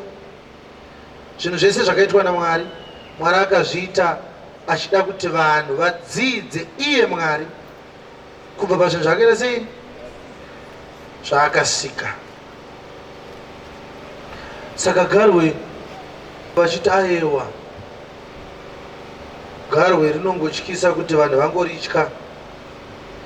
Asi richityisa kudaro unozoona vanhu vachiti chii? Taakudya nyama yegarwe. Woshaya kuti zvinokutyisa kwegarwe kuripi kana kumikuzi kuchibikwa nyama yegarwe. Vanhu vachiziva kutyisa kwegarwe vanozodivhaisa means dzekuribata. Iye zvinotori negarwe. Ndakasvika kuchiredzo ndikanoona ndakaona kuine crocodile farm. Job chapter 41 kubva pavhesi 1. Asi da kutanga waverenga Job chapter 40 verse 15 unzwe nyaya iri ipapo unotoona kuti pane pachitaurwa zvakare pamusoro pani paSatani. Canst thou draw out Leviathan with an hook, or his tongue with a cord which thou lettest down? Canst thou put an hook into his nose, or bore his jaw through with a thorn? Will he make any supplications unto thee? Will he speak soft words unto thee? Ukonoti garwe rikure wewe. Asi zviri kunzi will he speak soft words unto thee? Garwe angataurire mazwi manyoro kwauri wewe. Will he make a covenant with thee? Will thou take him for a servant forever? Wilt thou play with him as with a bird, or wilt thou bind him for thy maidens? Shall the companions make a banquet of him? Shall they take part him among the merchants? Canst thou fill his skin with barbed irons, or his head with fish spears? Lay thine hand upon him, remember the battle, do no more. Behold, the hope of him is in vain. Shall not one be cast down even at the sight of him? And none is so fierce that dares stay him up. Who then is able to stand before me? Imi muchichika garwe zvokuti vamwe vakatoruona vanogona kutofenda. Ndiani angagona kumira pandiri ini ndakasika garwe? Pandotaurwa pamusoro pekuzvikudza kwaro garwe. Garwe rinoita sei? Rinozvikudza. Ndisatana irewo. Ndiani akasika Satani? Ndimwari. Saka isu hatina kusikirwa Satani kuti tikamuona so totanga kuita muchukutyu zvinotoita sei? Satani akaoma. Aiwa, tikamutarisa tototi Mwari akanaka. Akasika mambarawo. Zvinewe mambarawo unachaunotiita ndamusiki wako ndiye baba vedu. Tibate uone kurikitwa kwaunoitwa. Iye oti ina handikubatei kana muchiwirirana mudhara, asi mukanetsana mudhara indokurovai. Ini ndakanzi namudhara anondinetsa ndiroverovo, kana kuti anechida kuti ndimunatse kuti ave right, urove futi. Saka Mwari anorova vanhu for two reasons. Ukanetsa Mwari anokurova. Kana iye Mwari ada kuti uite right anokurova futi. Process yaMwari yekukuranga kuti uite right inoinvolva kuita sei zvako? Kurowa. Jobho akanzi ari right naMwari ndokubva arowa nekuti anga ari right. Haana kutadzira Mwari ndokubva azorowa Jobho, akatorohwa kunzi anga akanaka. Saka vaMwari kana vachida kunzi vanake vanorowa. This is the gospel. The gospel does not leave a believer in fear of the devil. The gospel enlightens the believer that the God that they have believed unto is much more greater than any other institution under the sun. The devil is God's workmanship. He operates at God's pleasure. Mwari kana vasingade, the devil will not wink or blink. Ndio truth yatinayo pavhangeri. Saka kana tikuparidzira atimbobva takadivheta vhangeri totanga kuti tida kurayira mweya madzinza, tida kurayira mweya yakati.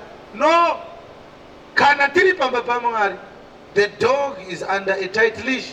He will not harm us. Zvanzwika. Uye kana imbwa inogonawo kuita musara futi iri pamba ipapo, zvekupinda muchirugwi yoruma huku dzepamba ipapo inogona kuzviita. Vana vakaona kuti imbwa yadya zai mudanga, havati tichamirira baba kana vauya tozovataurira. Vanoibata vakatozoidhinda, votozoudza baba kuti imbwa yenyu tairova yanga yadya mazai. Because vana vakaauthorizewa kudhila nezvipfuwo zvababa. Saka Satani kana aine zvaazoita kuvana vaMwari, ndopamunozoona muranda waMwari achiturika ruoko pana anotenda orayira Satani. Zvotoitwa, zvotogadzirisika, vhangeri yopfuurira mberi. Hapadi kunzi ngapabviswe mari kuti Satani arayirwe. Hazvidi mari izvo. Hazvidi kubata gomo kuti Satani arayirwe. Zviri kunzika zvani kutaura. Imbwa yadya mazai inongobatwa yobhurwa. Bau bau bau bau. Baba voti komarayire imbwa zvonzi yadya mazai nai. Baba voti ndipei kuno futi. Yaita sei kudya mazai angu? Saka vangu baba vaitora zai voriisa mumoto ropisa, voibata voisa mukanwa membwa vovhara kudai. Imbwa yotsva mukanwa ikaregerwa, haidi kuona zai futi, inenge yakufunga kuti riri kupisa.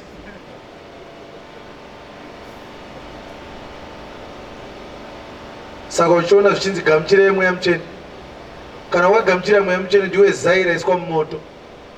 Saka madhimoni akakuona anoti ari kupisa, haachakubata.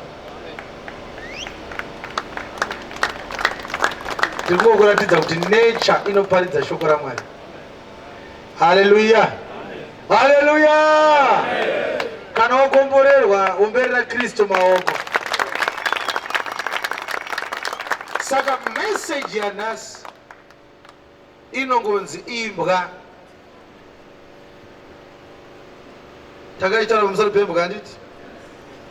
But the message was intending to deliver you from fear of the devil. Hauchatya Satani here? Hauchatya Satani? Chokwadi. Zvekuti kana ukanzi kunde n'anga yabata chikwambo mumusha, haumbovhunduka nenyaya yechikwambo. Kana munhu akati ndandine nyoka da kuti undipisirewo, unomuta uye naye. Aiwa ndopanobatitsika kuti vanotya Satani vana. Wozi munhu akanga aine nyoka yake achida kunamata, anofanira kutouya naye kwauri iwewe wopisa. Unogona kuzviita?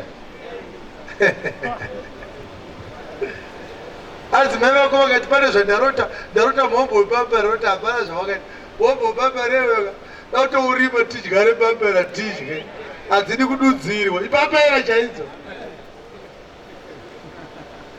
Ziso rangu riri kupfuura woti aiwa zvinoitika manerves emaziso aya ndo anenge ane twitching iyoyo anenge achingotwasanuka, hapana chirevo chiripo.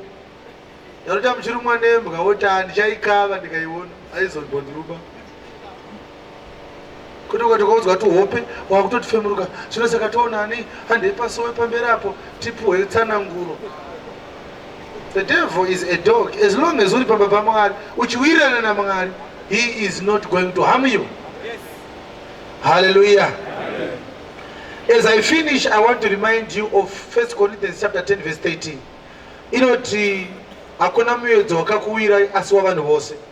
Mwari wakatendeka, haangatendere kuti muedzwe zvinopfuura pamunogona napo. Asi nemuedzo iwoyo anoda kuti aburitse kuti muwane kutsungirira pashoko ramakanzwa. Saka muedzo haumbouya unotikurira. Mwari watakatenda akatendeka. Asi nda kutosimudza ruoko rwako. Ndida kukunamatira kuti shoko irori randaparidza nhasi ribvise kutya zvamazviro kwazvo mauri. Because kana tata haufanire kutya, zvichauya zvinoda kuisa fiye mauri. Unofanira kurangarira mharidzo yanhasi kuti Satani hana chaanondiita. As long as ndiine light mandiri, darkness does not comprehend light. I am in the light of the gospel. Chechipiri ndechekuti kana paine kurumwa kwawanga wakaitwa nembwa, kana paine the handiwork of the devil in your life, I want you to believe it that today's sermon has already set you free. I'm only going to pray and thank God for delivering you from bondage.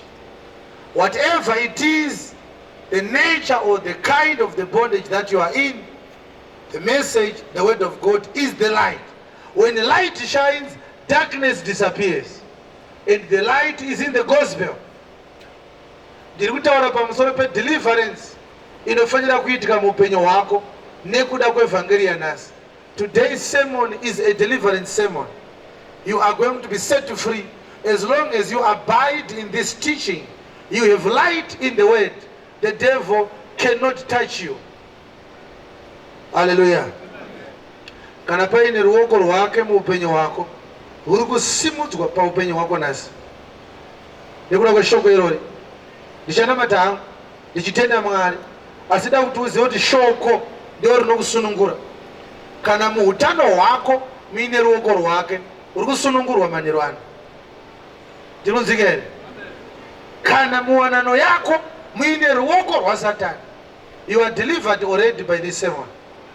If in your marriage the devil has thrown spanners into your marriage, you are going to be delivered, and you are already delivered. Do you believe it? Amen. Kana mu profession yako muine ruoko rwake, imbwa iri pamba. What God wanted is for you to be reconciled to Him. Once you become the child of the house, the dog bites you no more. The moment yaunouya ukaita ukama nemuridzi wembwa, imbwa haichakuruma. You are free. So as I will be praying, dakuti upote dakuti utaure zvakare mazwi iwaya achiramba achitaurika mauri kuti ndakarumwa nembwa ndisati ndava neukama nemuridzi wayo. Satani haachandikuvadza nekuti ndava waMwari. Ndinonzvika? Kana mubhizinesi rako muine ruoko rwaSatani nekuda kwesemoni iyoyo, you are delivered. You don't need anything else. You don't need a rubber in your wrist. You don't need a bottle of oil. You don't need a container full of water. You don't need any charm.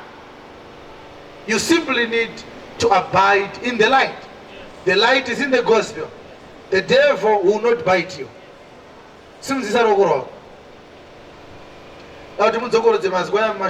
Before I pray. Thank you, Jesus, for delivering me from the power of darkness. Your word says, you have delivered me from the powers of darkness, and you have translated me into the kingdom of your dear Son. We thank you for this deliverance. Ndakarumwa nembwa ndisati ndawe pamba, ndava mwana wepamba, nekuti chiedza chenyu cheshoko remwanakomana chava kugara mandiri. Satani asisina simba, madhimoni asisina simba, mweya yose inotambudza vapenyu haichabata upenyu hwangu. Ndava mwana waMwari, ndava mwana wenyu, ndava kugara muchiedza. Rima harinzwisise chiedza, iwe rima sakatika manyero ano. You have no part in my life, in my health, in my marriage, in my relations, in my business, in my career, in my job. You have no part to deprive me of my happiness. My happiness is in Christ. I belong to Him now and forever. Lord Jesus, this is a wonderful day that you have given us again. Your testimony. You said people perish because of ignorance. So you brought us knowledge and the knowledge of God. When we get this knowledge, we cease to perish. Hakuna anoparara kana akuziva Mwari. Chinokutendai nekutibvisa kurufu, muchitibvisa mukuparara. Takaparara namazuva ekusaziva. Akarehwa nemupostori Pauro akati Mwari wakarega hake kurangarira mazuva ekusaziva. Tinokutendai neshoko rakadai. Tinokutendai nekuti sunungura pakurumwa kwatanga tichiitwa nembwa. Hatina kuziva kuti imbwa iyi ine muridzi wayo, uye kuti tikawirana nemuridzi wembwa imbwa haitirume. Tinouya kuzoitwa vana venyu neshoko rakadai. Kurumwa kwese kwakaitika kuvana venyu ngakugume kutanga manyero ano. Wakasimudza ruoko ari kuratidza kuti unotenda kushoko renyu. Tinokutendai nekushumira kwaari. Shoko rinobvisa rima muupenyu hwake. Shoko rinorapa maronda aakarumwa. Shoko rinodzora makore akadyiwa negwatakwata. Nekuti nguva yaari kunzwa shoko raMwari ari kudzorerwa nguva yaakabirwa naSatani. Tinokutendai nerestoration yakatanga kare pamakatifira pamuchinjikwa. Makadzosa vanhu vakanga vari murufu mukavaunza kuupenyu. Tinokutendai nekuti restoration iri kupfuurira mberi. Ngawane restoration kupfungwa dzake zvakare. Let this restoration also happen to his health. Let this restoration also happen to his heart, to her heart. Kudzoreredzwa ngakuitike zvakare kuhomwe yake. Ngakuitike zvakare kuhama dzake. Kudzoreredzwa ngakuitwe zvakare mupfungwa dzake. Ashandurwe, achibviswa pane kumwe kubwinywa achiisa pane kumwe kubwinya. Tinokutendai Jesu. Tinokutendai nekubvisa fiye matiri. Tichibva pano tasunungurwa. Tiri kuenda kunorara zvakanaka. Vanga vachirara vachinetswa namadhimoni hazvisi kuzoitika zvakare kwavari, nekuti rima rinobviswa kana chiedza chauya. Tinokutendai nechiedza chichamupa hope kana akurara. Tinokutendai nechiedza chichamupa pfungwa yekuita business rinomupa mari. Tinokutendai nechiedza chichamunzira kunzwisisa shoko raMwari. Tinokutendai nechiedza chichaunza rugare muwanano yake. Jesus, we thank you for this great grace that has moved upon us tonight. We rejoice in you, for without you we are without hope. We glorify you in your wonderful name. Amen. Ombera Kristo maoko.